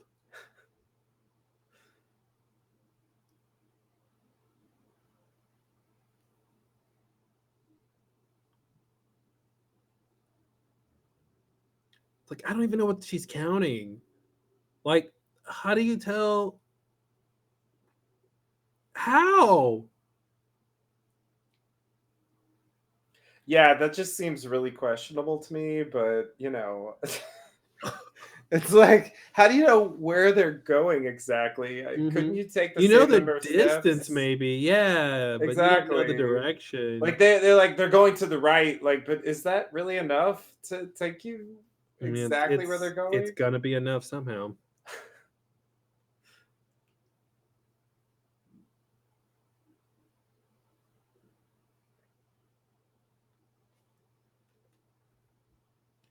And hello, Act 3. Yeah.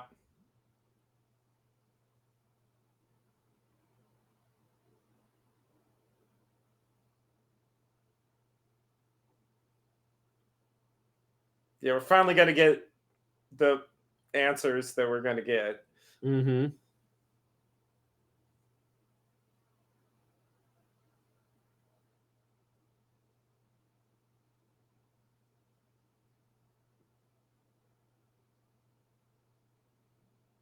Well, this room looks The normal. steps had to go through there. Like, how did she hear steps beyond that door? Yeah, it's crazy. I mean, it's an And old then building, but down this hallway, they still heard steps. yeah. And then past this next door, they still heard steps. Yeah, it's getting a bit ridiculous. I love the camera following her like that. Yeah. You think Yeah, it's I a feel like static it's shot? it's mirroring that shot from earlier where Mm-hmm. they kind of pan through this walkway. Are we gonna find out what's in the woods? She's not going to the woods though. Mm-mm. Because that shot ended with the woods for some reason. Oh, not foreign voices.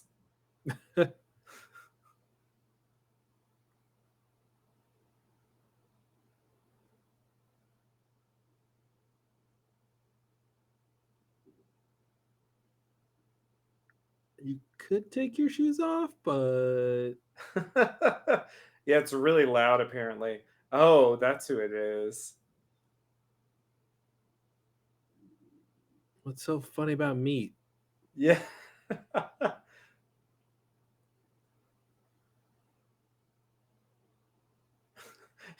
she goes to check with the knife, like, Yeah, it's like if someone was here, well, you're gonna kill them. yeah, is that the implication? I Or are guess they just so. like, Like, are they in on it too?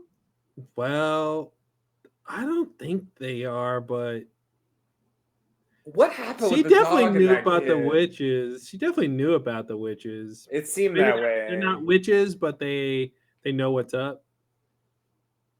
Yeah. Yeah.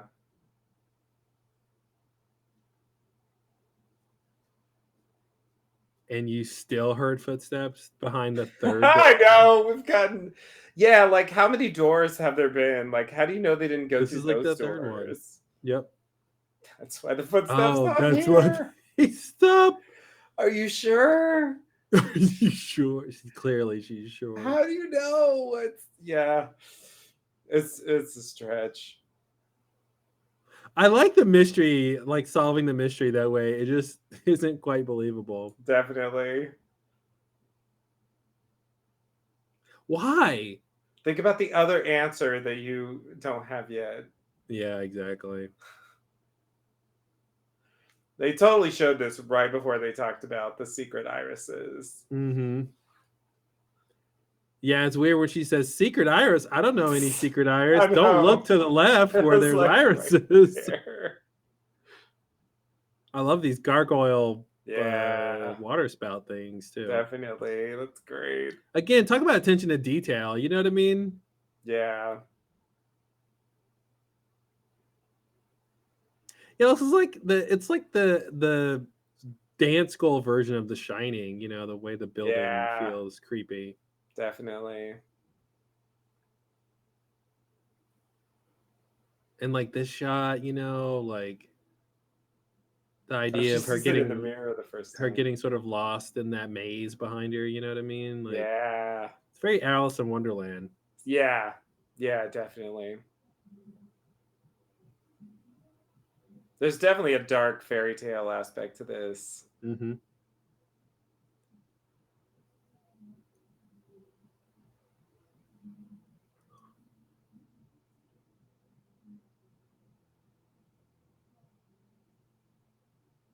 That blue one?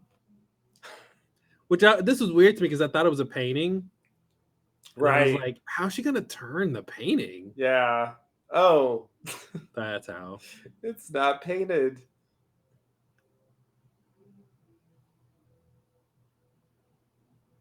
This is total Alice in Wonderland. A little short door. Definitely. And then Blue Velvet. Blue Velvet all of a sudden. Oh, God. Number 8, David Lynch influence, number 8. Yeah, it's kind of ridiculous. Yep. He saw this movie. He's like, I'll be a filmmaker. I'll take that, please. Oh, man.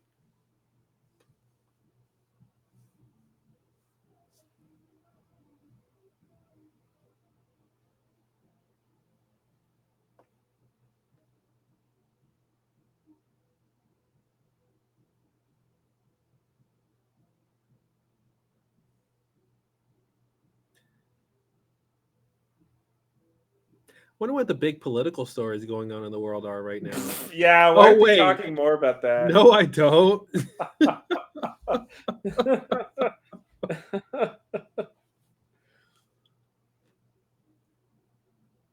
Occult? I love that you can catch that word. Nice. Metamorphosis. All right. Yeah, it's like Latin and Hebrew, I think, and something else. All the good old languages. Classic old stuff, yeah. It's like witches are old. Mm-hmm.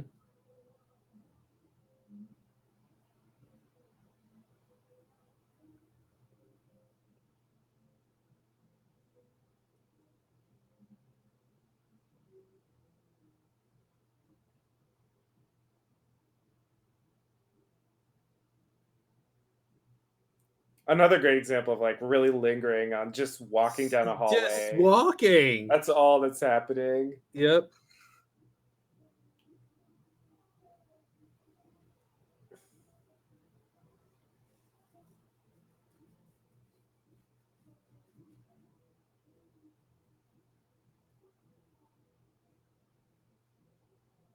And like we don't know that like Helena Marcos wants a new body.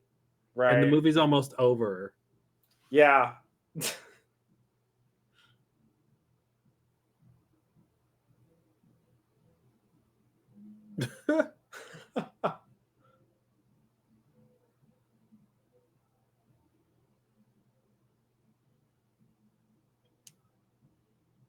So make her disappear. I guess she's the killer, maybe. It does seem like that's what that is implying. Yeah. I was hoping we were going to see the other guy. And this also seems like a spell, though. Yeah. So maybe she's conjuring the killer, but with this spell. Oh, maybe that's what it is. Yeah, there we go. Yeah. It's like a supernatural killer apparition thing. Mm-hmm. That isn't a particular Although person. we did see the person in the cape, I'm not sure about what that was. Here we go. Yeah, she's casting a spell. Yeah. Oh God, the kid's in there. Mm-hmm. That's the thing I also liked about it. It wasn't just the female staff that are the witches are in on it, you know? Yeah.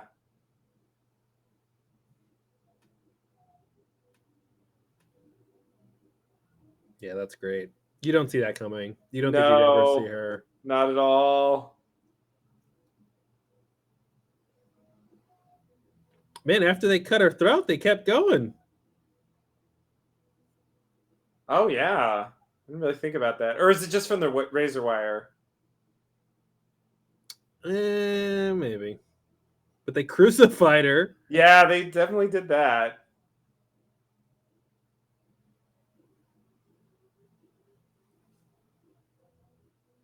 He's got her lighter.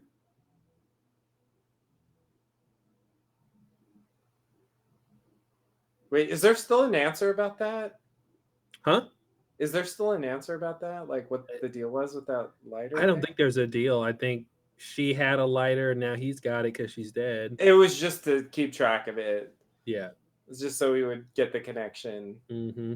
Oh, I love as soon as she comes into this room, the scary music stops. Yeah. I guess so we can hear the snoring, but definitely. I wonder who this is snoring here. And she's like flickering.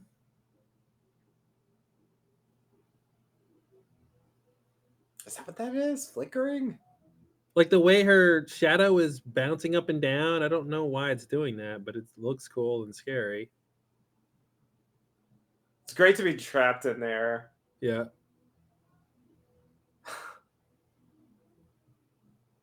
Yeah, see that the shadow's like flickering? Like a projection? Yeah, I see what you mean.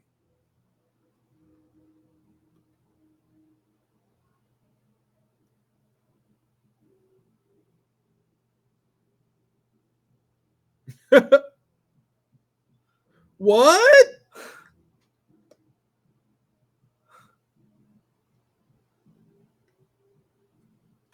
Iconic shot.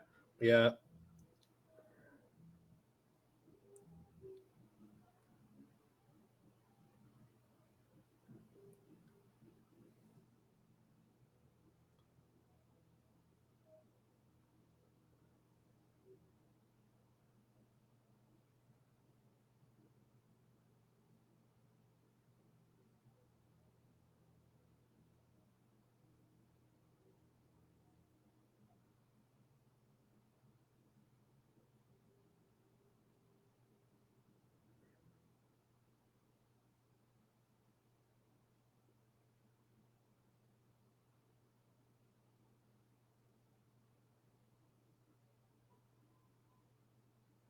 And you do think it's the original killer, but then it's her.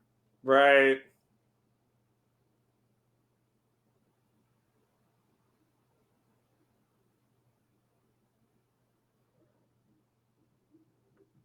Love that shot. It's so weird. Like a gold silhouette.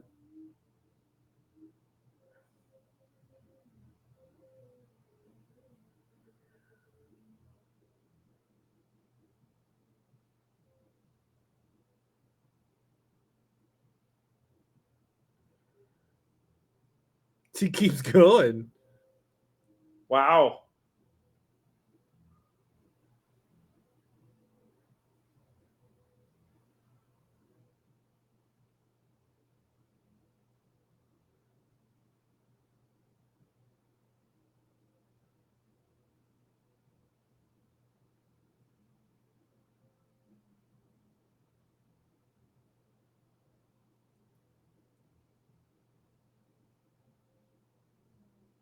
So much crystal glass breaking. This is a great. I was just thinking, like, how is that affecting them? Yeah, that's what he said. Remember the head of the snake? Yeah.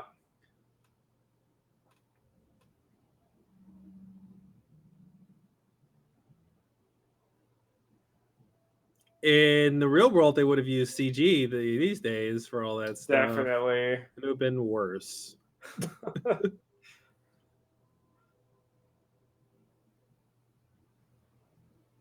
I love this door. Was it that door handle in the middle of the door? Yeah, of course. Where else do you put a door handle? Oh, it's great. Oh, it was a door that splits in two. Okay, it makes more sense that way. Not one big door. Right. Oh, there's little snake kind of figures on this staircase. Oh yeah, you're right.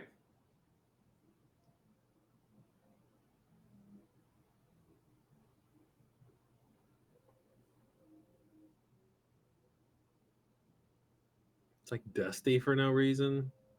Yeah, there's just like general gustiness. And it's raining again. Coincidence? Yeah. Coincidence or thematic charm?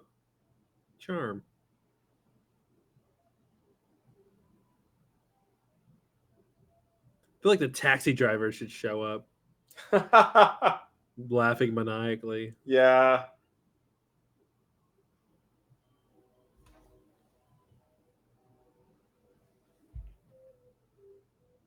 And a classic. Wait, what movie was I watching? Okay. Now you know. Now I remember. Just in case by the end of the movie you forget. Yeah, classic Giallo thing is like it ends pretty abruptly. Yeah. It's just like main thing resolved, roll the credits. Boom. Roll the credits. What else is there to say? We don't need an epilogue. Yeah. Oh, that's the other thing I hated about the new movie. The whole like title. What was it, like 6 chapters and an epilogue? Oh, I hate that so much. Don't remind me I'm watching a story. Yeah. Because then it was like, oh, chapter 5, great. I know I'm almost over. Okay, great. I was like, why are you doing that? Yeah. It doesn't that help. was bad. That was a bad idea. All. It's not like, it's like sort of a pseudo Quentin Tarantino kind of thing. Like, yeah, it doesn't help. It doesn't fit at all. No. Wow, Suspiria. Yeah. There wins. Like, we went through the whole movie. And, like, nobody said the word Suspiria, right? No, not once. They don't mention it at all.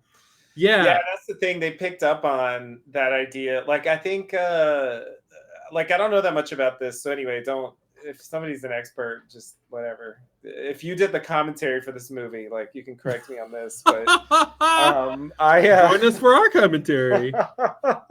Yeah, exactly. There's like a trilogy. Like eventually he came up with this idea of the 3 mothers, and there was a trilogy, one for each one, and like this became the first one. But clearly when they made this movie, they didn't have that idea in mind. You can tell because they never mention it. And so it's kind of like, it's one of those things, it almost reminds me of like how in the first Friday the 13th, it's not Jason who's the killer. But that's what everyone knows. It's sort of like they picked up on this thing that wasn't even from the original and made it the centerpiece of the new one. You know, the whole idea of the 3 mothers, and specifically the one that this movie's supposed to be about. It actually remains pretty ambiguous why it's even called Suspiria. I was it the snores were those, was that the Suspiria? Like, well, I mean, the music has sighs in it. The music definitely had it. That's true. Like some sighs, and which makes you think they got notes about what the title was, and like kind of built off that. But was it? Yeah, but there wasn't an explicit reference. You know, I would expect if it was going to come up, it should have come up in that exposition scene where they told us everything, and there should have been but they called her the Dark Queen or the Black Queen. Yeah, it was like that was the moment. If they were going to say Mother the Black Queen, Suspiriorum Mother of or Sighs, something. or something. Exactly. Like, exactly. Yeah. So it just seems like that concept was just not there. I also feel like it's she's a sighs powerful in witch. a sort of horror context, because generally we think of a sigh as a when you're bored or like Right. frustrated or something, but a sigh more like, you know, the other two are tears and death or whatever, darkness. So that the idea of sighs being like a sort of exasperation in the face of horror or something. I don't know. Right. I'm rewinding it to find this scene of the person in the cape. So Sarah's running down the hallway. Oh in red. yeah. That. This is the strangest shot in the whole movie now. Like, fully. It is the only time we see it in a sort of objective and it's way. something after her. So we see the shadow of a person after her. She's gonna go in the attic. So weird. Okay, she goes in the attic. I forgot about the cape. And then, okay, now we have a person in a cape. Oh, this is the room at the bottom. Okay. Oh, it was a person coming up from where the witches were at the end of the movie. Yeah. So, which is weird because we see a shadow here but this person's like way far away now, but okay. So who is this? It's a dark-haired person with a short crop haircut. And then they open on this like knife thing, but it's just weird to me. This does not seem like the killer with the green scary eyes. That to me is explained by the witch's spell, but could there be like two separate? It doesn't make any sense. But like, it kind of reminds me of how in the original, such a cool shot because it makes no sense. In the first scene, you see the eyes, and then like suddenly there's just a hairy arm there. Yeah, and then like suddenly they're on the roof.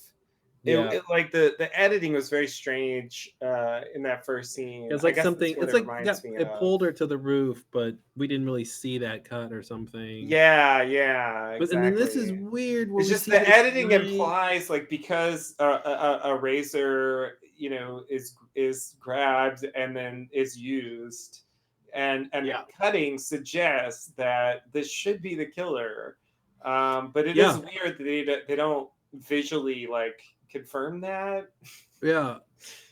Otherwise it's like it would be very strange to like cut to an isolated like here's a random person grabbing a razor. Meanwhile on an unrelated. Yeah, and it's weird because this person doesn't look like anybody else we've seen. You would think it would be Blanc or the other lady, but the other lady has blonde hair. Blanc doesn't have hair like this. Yeah. It's not identifiable. It doesn't look like the weird looking guy either, who was my No, it doesn't look like the weird looking guy. Now maybe it's the young boy, but his hair doesn't really look like that. But the young boy. Oh, right. Not the young little boy, but the other the guy, the man, right. I guess. Yeah. Well, I call him a young boy. The guy who seemed to be like, although was he in the room at the end? Did they confirm that he was in on it? I feel like they did not confirm. He's not in the room at the end. Yeah, that's what I thought. The boy I don't know. On it, but the boy was in on it. But yeah, which again makes me question what happened with the dog. Mm-hmm. You know, I don't really understand, but it makes it suspicious to me that like the dog just attacked him. And it's weird both ways, right? Because later the dog attacks. So you go, oh, look, the dog will attack for no reason. But the first time the dog attacks, the dog wasn't growling at them. They were approaching the dog menacingly. The dog was just being normal. Right. And then all of a sudden, boom. Yeah. Yeah, that shot of this person with the cape, I'm baffled. Yeah. I am baffled. It definitely works for like classic sort of giallo, but yeah, it's weird in this movie because normally in the giallo they'll tell you who that is later. Mm-hmm. I mean, it does seem like it's clarify. supposed to be this person because we do, here's a shot where she's walking up and the person's behind her. Right. But why the eyes? Is that just metaphorical? Like it's evil, it's a witch? Right. Yeah.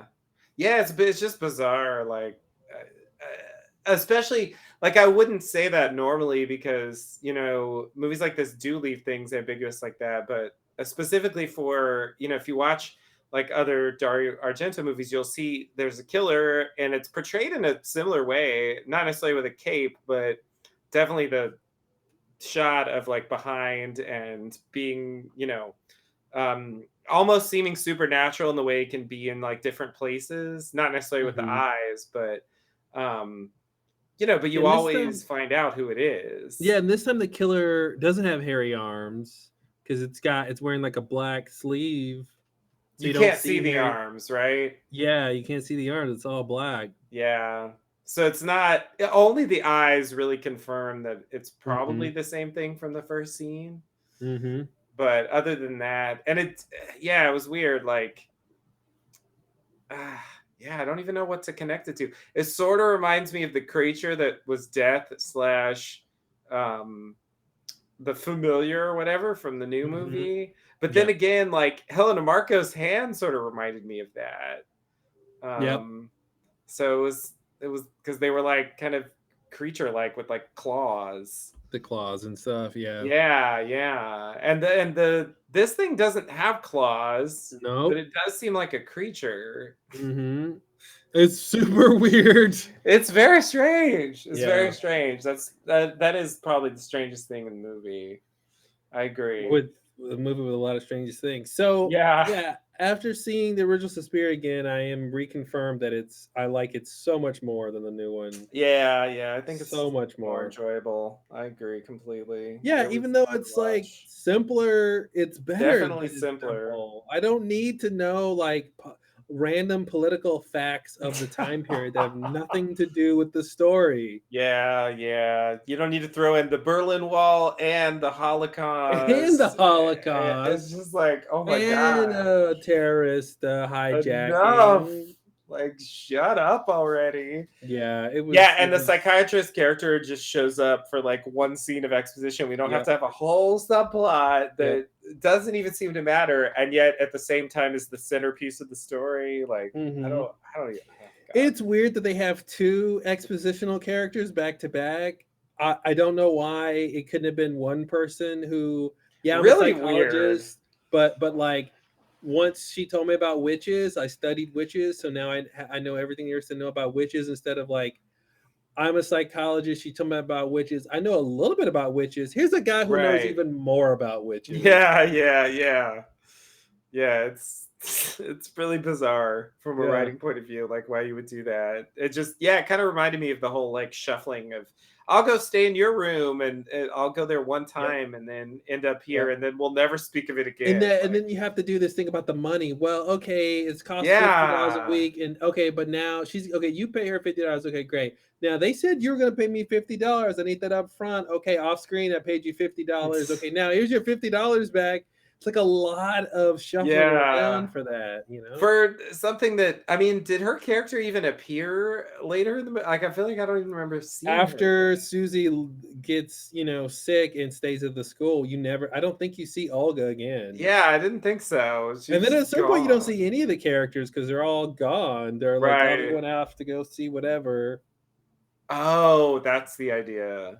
That's why no one's around. Yeah. And I guess Susie didn't catch that because she was off talking to the doctor. Right. When I guess they decided to do that. Right. Yeah, because it did seem like totally abandoned, but I thought maybe that was a contrivance. Yeah. There was no plot here about Helena Marcos needing a new body, right? Oh, no, I didn't hear it. They were just like, what did they say? We got to kill her because, what was the reason? I forgot already. She's a bitch. We got to kill her because she's a bitch. They said negative energy. They made it seem like her presence was having a deleterious effect. Yeah, okay. So it's very vague reasons. Certainly Yeah. nothing as specific as like somebody needs a new body. They didn't even say Helena Marcos needs a new body. She seemed Helena Marcos okay. was fine. I'm fine. I'm Helena Marcos. I don't need you. I don't need anyone. I don't need anyone. See? I mean, I could use a doctor for this deviated septum, but yeah, the snoring's a little bit of a problem, but yeah. You So know. we need to get rid of that bitch of an American girl. She must vanish. Make her disappear. Understand? Let's see what else they say. Are you looking up the lines? Yeah, they're doing a thing, a little ritual. They said she didn't eat or drink anything this evening, suggesting they were poisoning her or for some reason. Definitely. Maybe that's what it was. They were slowly going to kill her that way, but yeah, no. maybe. Seems like they just decided to do it now. She's got to die. Yeah, I thought they were just drugging them to make them sleep so they wouldn't like catch on to what they were doing. Like that was my impression.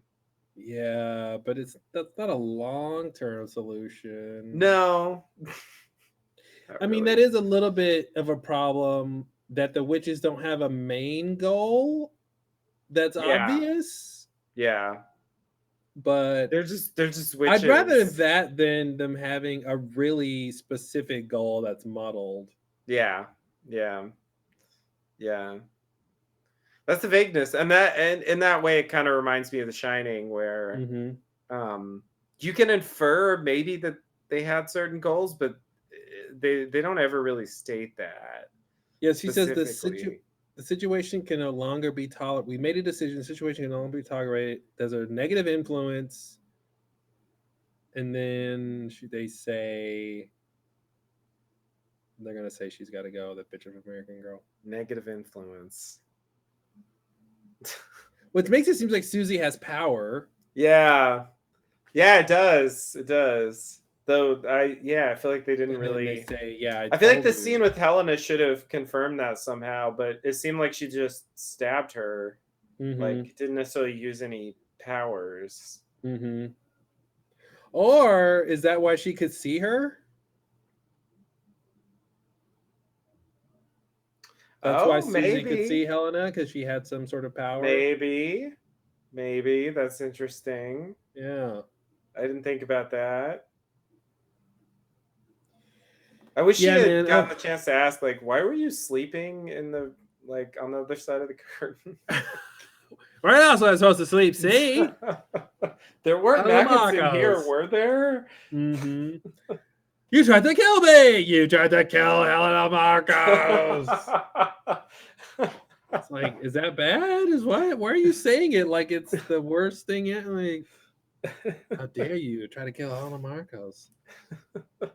Don't you know what happened to those who tried to kill me? Abraham Lincoln tried to kill me. See what happened to him? Like, that's what it comes off to me. Like this thing, I don't know what to call it. Just like, I don't know what to call it. But this kind of thing of like daring to try to kill her is this like, it's more than just like her own personal well-being at stake. You know what I mean? But it's like this other transgression that's bigger than that. Right. Yeah. She's supposed to be super powerful, so I guess maybe she feels sort of godlike or something. Yeah. That's kind of how it's coming off. Like, you dare to try to to come at me. A mere American. A mere American, not even that good of a dancer. Yeah, I know. Oh, the dancing was so like barely there. It was 3 scenes. It was 2 really brief. Dancing. I love the one that started and it was like, oh look, dancing! Stop!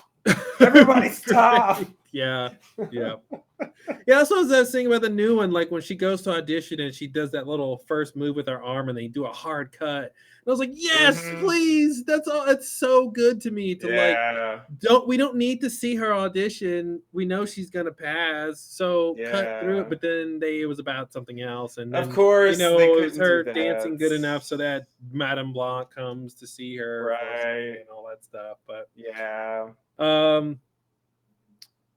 Speaking of the dancing in the new movie, again with that quote from the review where the director's camera sees nothing, like most of the dancing I thought was not shot that interestingly until the final dance at the end. I thought actually did what I expected the movie to do with the dance and choreography, which was to really, really integrate it with the feeling of witches and ritualistic channeling of power.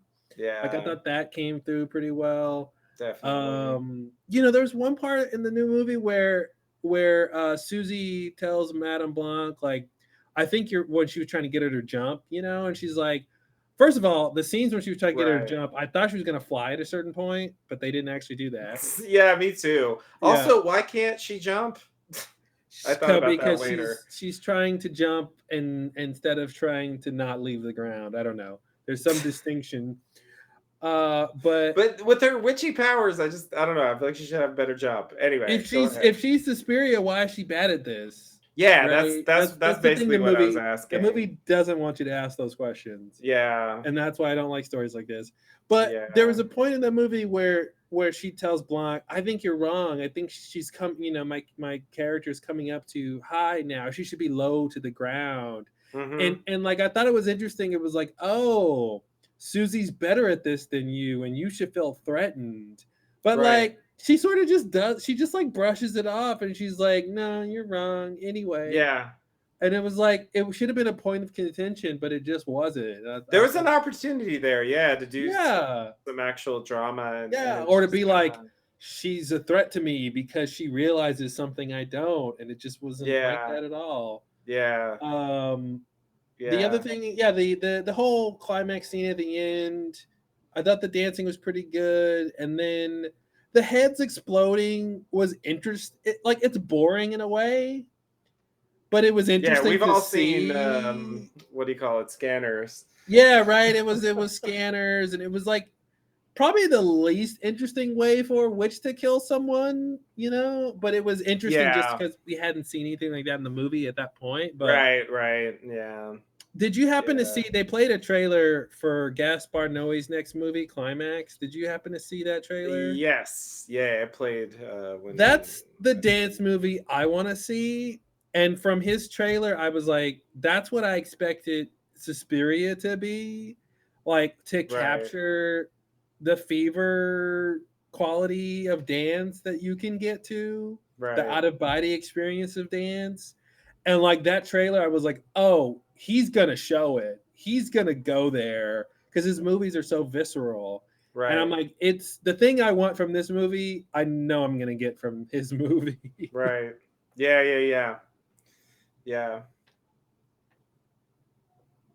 But I thought that was interesting. Another weird dance movie. Yeah. It was strange. It seemed like they maybe targeted that.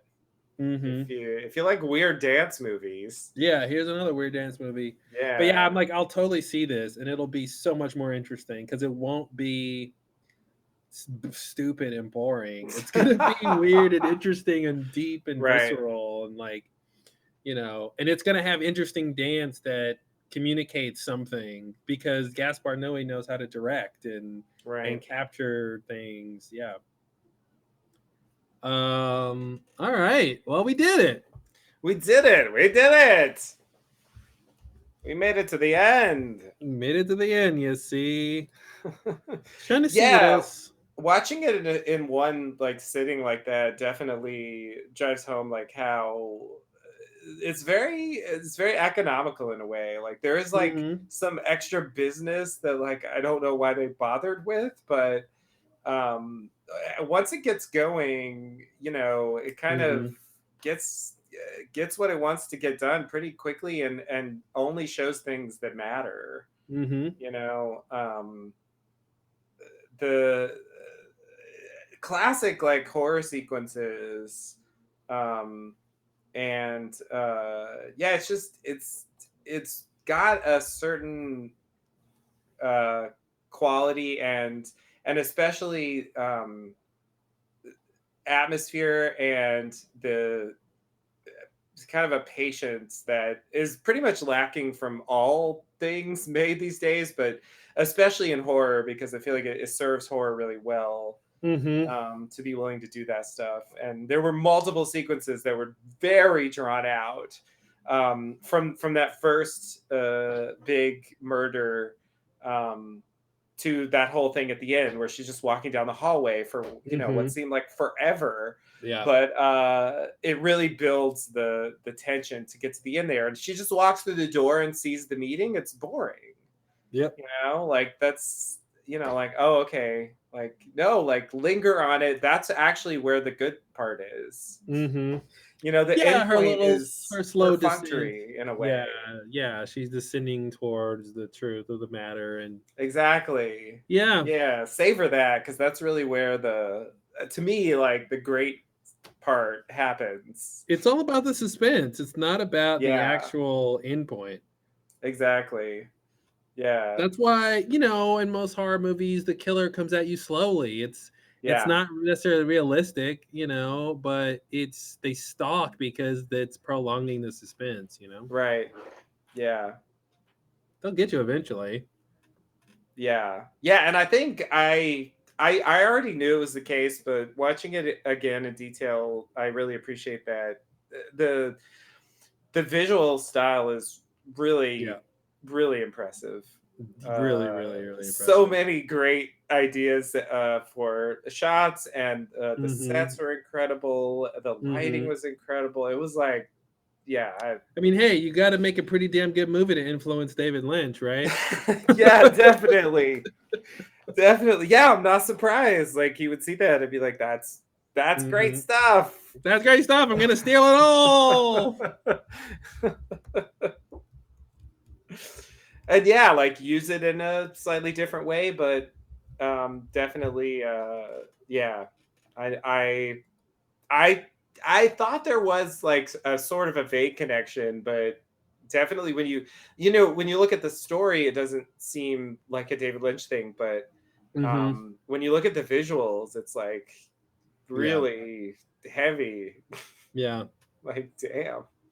I couldn't believe even Blue Velvet shows up. Blue Velvet shows up. Yep. Like, holy shit.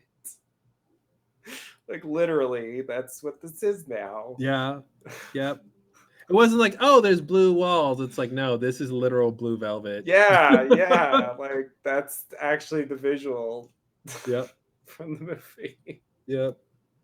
That was like, I don't know, like 8 years later or so.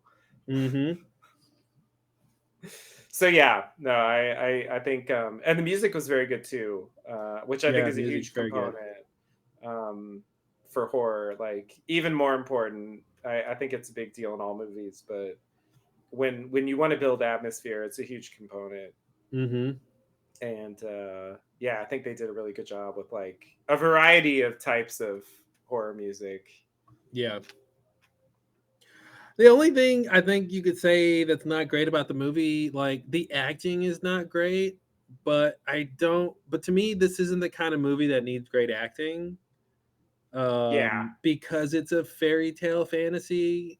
It's okay if it's melodramatic and not like super grounded and all that. And it's a foreign film and all that stuff too. Right. And they're speaking like differently. It's like awkward in so many ways. There's a lot of little things. In a way, it reminds me of Mulholland Drive as well. Like the first part, that like kind of sort of over the top, like stilted style. Like it has an interesting effect. Like, even though it feels artificial, there is something about it that works for this kind of story. I think that it really doesn't bother me, but I agree, it's not like it's not like the greatest acting I've ever seen.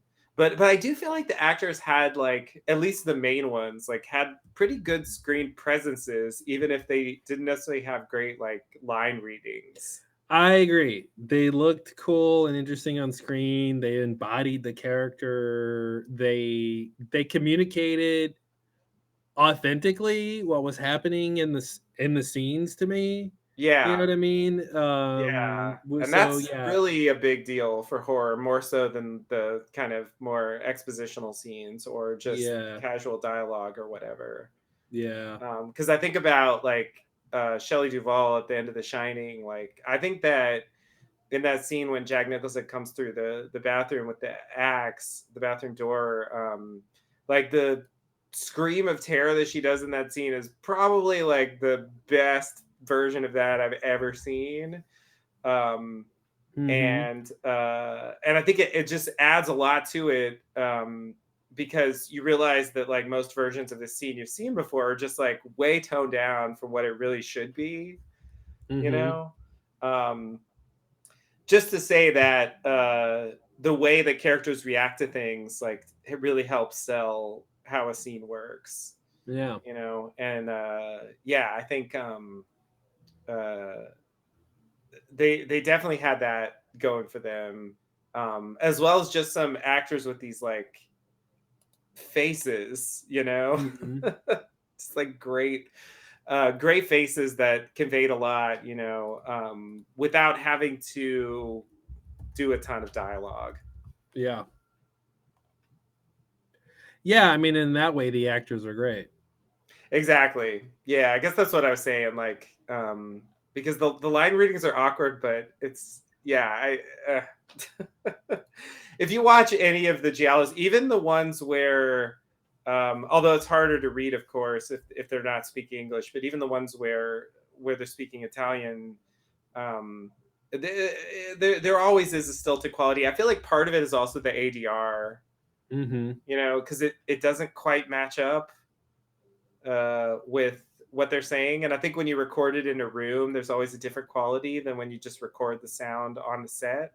Yeah. You know, I think back to like the Lost thing, like Charles Whitmore, like it always just sounds like awkward when you ADR things to me. Yeah.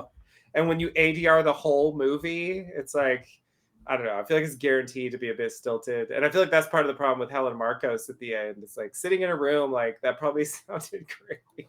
But it's like you put it in the movie and it just seems like over the top and weirdly theatrical. You know, like she's doing a radio play or something. You know, which I feel like recording ADR sort of feels like that. Yeah. So it just makes you go bigger than you should. Yeah, I was just looking up this thing with Mulholland Drive and Coco, you know, played by Ann Miller, and she reminds me of Madame LeBlanc in this movie. They look very similar, definitely. and Ann Miller being a famous dancer. I wonder if that's another Lynch influence here of like, well, I'll cast her. She's a famous dancer. And... yeah, and she always seems sinister, though. In Mulholland Drive, I don't. Oh no, wait! What was the thing? It turned out she was what's his name's mother, right? That was the big thing, right? Yeah. Right. Okay, so there was a secret about her, but she wasn't like evil. Yeah, no, she wasn't evil. It was just weird when that like creepy psychic lady came by and Louise, yeah, like who's this? And like, oh, you go back to your room. Don't mind her. She's just telling the truth of your reality. Yeah. It's interesting. I'm looking at a picture of Blanc and Louise. They're both wearing black dresses with long sleeves. These kind of earrings. Their hair is very similar, and like this long necklace around their necks. So it's pretty close. It's pretty close. Yeah. And there's definitely a similar quality to, you know, she arrives at this new place, and that's where she's going to sleep, and it's someone sort of showing her around, telling her about the place, you know. Yeah, it's very similar. And then apparently her last name is Lenoir or something. Oh, yeah. L-Y-X, which means the nut. Yes. So there's another French thing, French last names. Oh man. Yep. It's getting too much. He's not hiding it that well. That's the difference between homage and theft, right? Is if you hide it completely, you're stealing. But if you show it a little bit, it's an homage. Yeah, wow. Even at Mulholland Drive point, that's crazy. Yep. It's crazy. Yeah, it's interesting. Well, cool. Anything else on Suspiria? No, I mean, I think that's it, but I agree that it kind of confirmed more or less what I thought after seeing the Mm-hmm. thing, and it kind of reminded me of really specifically like why did I enjoy this one more? Mm-hmm. It was really clear on so many levels, and it's like what do you want out of a movie, and Mm-hmm. just kind of the basics of how movies are supposed to work. Yeah, Like, I think particularly part of it's horror. taste, and part of it is yeah, exactly, like, Yeah. horror has conventions for a reason, and there's a reason Yep. that, like, they cut out the boring parts of, Yep. like, the witches having politics, like, it's God, it's that was not interesting to so watch. obnoxious in the new movie. Even when they It's first so were bad. talking about it, I'm like, who are they voting? Why are they voting? Yeah. Why is this a democracy with a witch coven? Like this Yeah. is really strange. Yeah. It's like, And "Oh, yeah, that that's" could be interesting, but that's not what this. But they didn't do the work to make it interesting, right? yeah. Yeah, they just kinda show it, and it just comes across as kind of a bit boring, like, it Mm-hmm. makes the witches seem less mysterious Yep. and less interesting, and that's not a good thing to Which is do. it's such a strong tendency. You see that a lot in remakes and Yeah. things where people have they want to like, oh, I want to like take this trope and really ground it in reality, which makes it boring. Yeah. Like that's why Yeah, it's not grounded in reality, so it can be interesting. definitely. Yeah. Yeah, it's there's definitely too much obsession with, like, that, realism. It's in horror, like, it's a killer, like, Yeah. realism is not the cornerstone of how horror works, like, at Nope. all. It's sort of the whole thing. It's like it's about fear of the unknown, and that's not going to take a realistic form. Mm-hmm.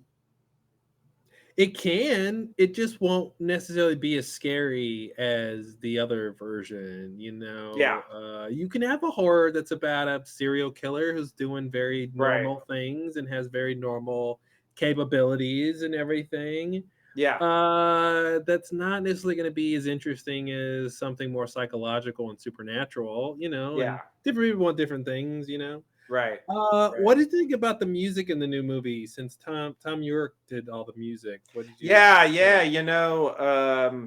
I I saw the credit and I was like, oh, that's good. Maybe it'll be like kind of interesting. Mm-hmm. But I have to be honest, I didn't even notice it Mm-hmm. past the first scene where it was like, oh, that's clearly Tom York singing. I know what Yeah, his voice sounds like. yeah, I barely paid attention to it, which I think means it was okay. I didn't notice that it was bad, but in this yeah. it stood out so much. This I music stood couldn't out. Yeah, ignore it. It was every like music there cue in this movie you catch and you hear. in my Yeah, I face. agree. It was too ethereal in the new movie. I think there were times when I did pay attention and I thought it was interesting, but nothing was really explicitly good. Like some of the music in the excuse me, like some of the music in the original to me is just like Yeah, just explicitly good horror music. Like the yeah, main theme is just really good. definitely. It's not like, oh, it fits and it's fine. You know, it's like, Yeah, no, it stands out. And when it's playing, it's adding something. yeah. Huge element of the movie. Like Mm-hmm. it wouldn't be the same without it. And I feel like, yeah, I don't know. I would have to listen to it carefully to really have a good opinion about it. But if I didn't notice it at all, like I feel like Yeah. it couldn't have been that important. Like I feel like probably any suitably ethereal music, Mm-hmm. Yeah. would have served. And that's how I feel about a lot of music and movies these days. It's just like functional, Mm-hmm. but not necessarily adding anything. Yeah, I think you could swap. This would be an interesting test: is swap the music from different movies and see if you could see if it makes any difference. Yeah, You know what I mean? Like you could just swap. any action movie and swap the music, and it wouldn't make any difference. Right? Yeah. Definitely. What Even you're in saying. the horror Yeah. movies, like just swap the music and see if, because you couldn't put Halloween music in something else. You know what I Right. mean? Like Yeah. it would carry over Halloween. You Exactly. know? So yeah, it's so weird. It's a unit. Same thing with this. Like this, I feel like this music would be weird outside of the context of this movie. Yep. It seems to go so well with it that separating it would be weird, and that's just a good composition if you can manage to do that. Definitely, the Halloween is a great example of that. And it's just like everyone remaking it has to reuse it because you're not going to beat that. No. You know, so all you can do is just kind of like do a variation or do an update or whatever, but every single version will go back to that theme at some point. Yep. Because it's like whatever you do is just not going to work as well.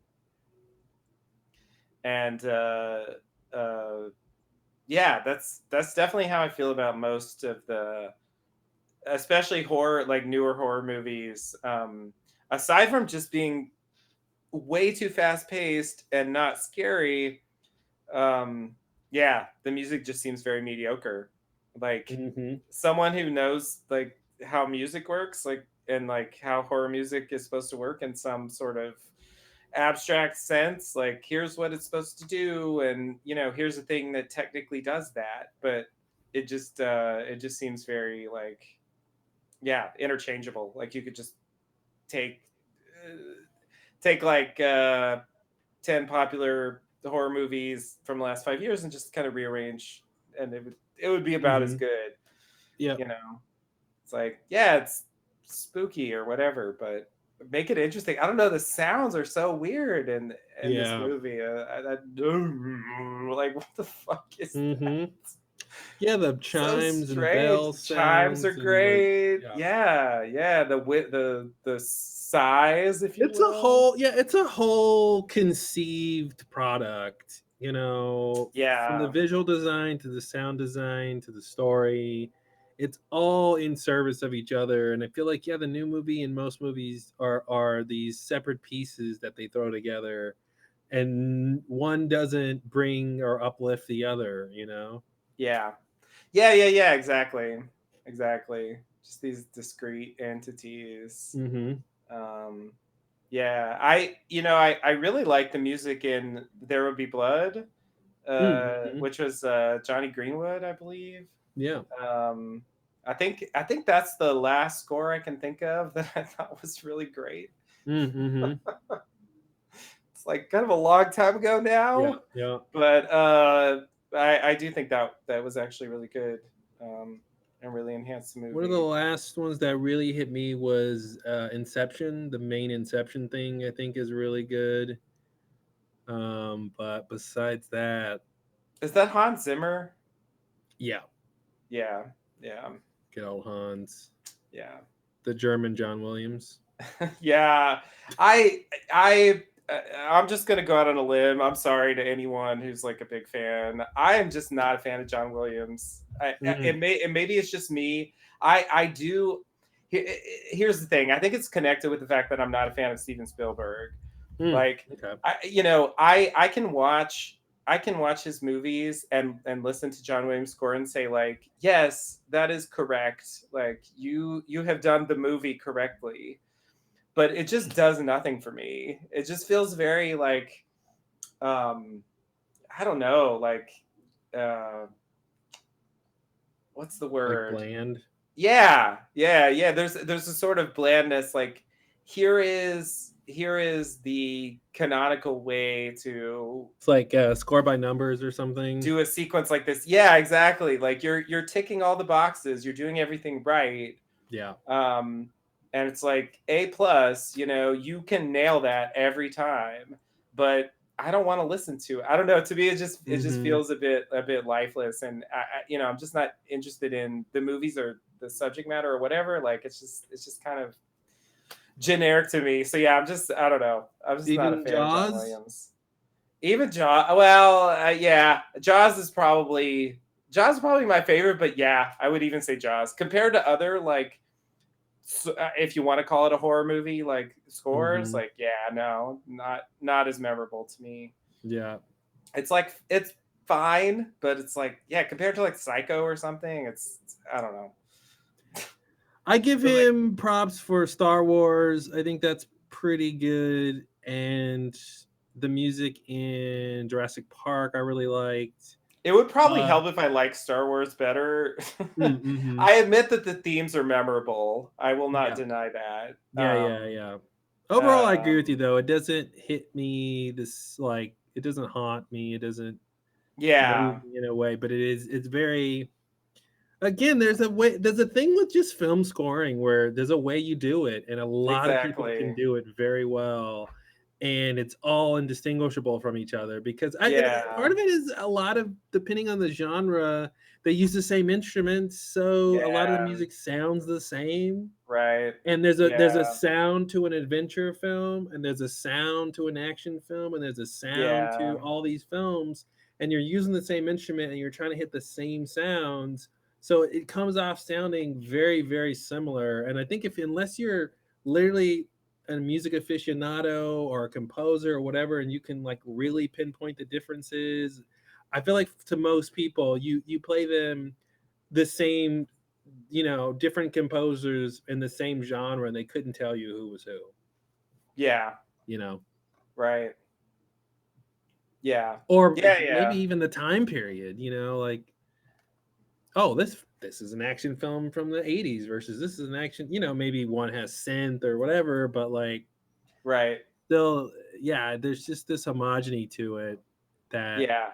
I don't quite understand because music in general is so varied and specific. But when it comes to Mm-hmm. film score, it gets very narrow in what it Yeah, is doing for some reason. that's true. Yeah, yeah. There's just sort of a playbook for how you're supposed to do certain kinds of Hmm. scenes and certain kinds of movies, and yeah, people learn that and they just Yep. churn that out, and that's kind of all you get Hmm. um, over and over again. And so just yeah, it stands out when people don't follow that Hmm. playbook, which like this movie was a good example of that. It's definitely not standard stuff you hear all the time, Yeah. which is great, and still like memorable. I think another thing that I think can be really effective is what Kubrick does, which is like choosing old classical pieces and making them fit, with like certain images. Mm-hmm. I mean, definitely like the 2001 thing. Like, I mean that had been around for 100 years or more Yeah. when he used it, but to me, he made it like it's hard for me to imagine that piece without thinking of 2001. Hmm. You know, um, I think that I think that can work. It's kind of interesting to like decontextualize something and reuse it. And I guess you can also do that with like pop music. I've seen that done pretty well as well. Hmm. It's just yeah, it's nice to have a bit of variety in how things are done. Yeah, I agree. All right. Well, thanks for joining our Suspiria podcast. Yeah. Didn't you couldn't have imagined we were going to do one of these Who earlier this knew? year? Yeah, I don't I know. wasn't expecting it. Yeah, I'm but surprised it's they a, remade it. yeah. Well, did they? Honestly. Yeah, well. I'm surprised they even pretended like they remade it. Pretended like, yeah. Well, I really want to see the next two movies in the Argento trilogy, The Three Mothers. So I want to see Inferno and Mother of Tears. And I am adjusting my expectations that they won't be possibly anything like Suspiria.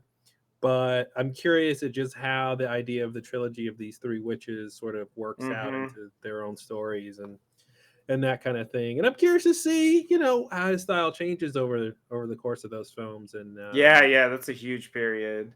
I yeah, think Inferno was within like 3 or 4 years, but Mm-hmm. but yeah, The Mother of Tears came out in like 2007 or something. It was not Yeah, that that's long the one I'm ago. expecting to be the worst. Yeah, it probably will be the worst. Yeah, Yeah, it's a safe yeah.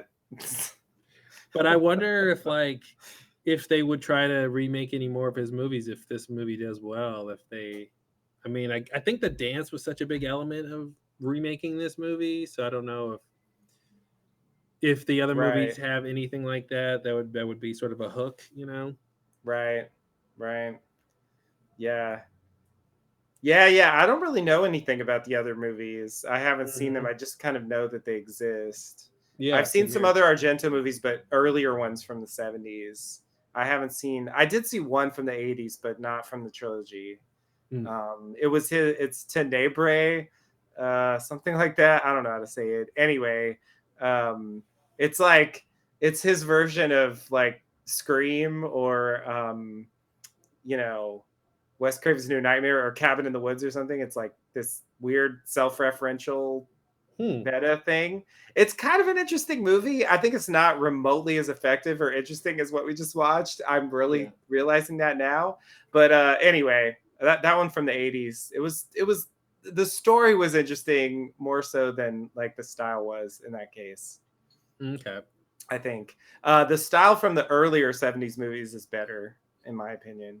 Mm-hmm. It's like it somehow got boring and bland in the 80s. I don't know. It's just like very like harsh like lighting and just kind of normal things. Mm-hmm. Basically, like everything became a bit more generic, which I Something guess, happened. Yeah, I don't that know. happens sometimes.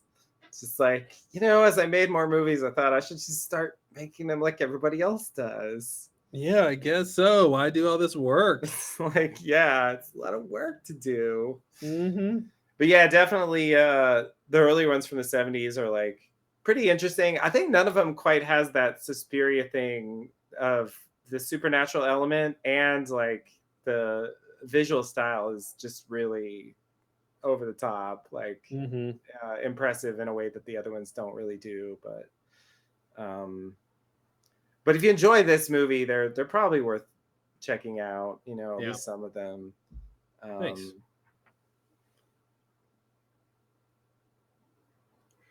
Cool. Well, until next time, whatever we'll be back with, it'll be something. yeah, we'll be back eventually. Yeah. All right. I don't think we have a sign off. So Oh, bye. right. We always talk about that. Yeah. So bye.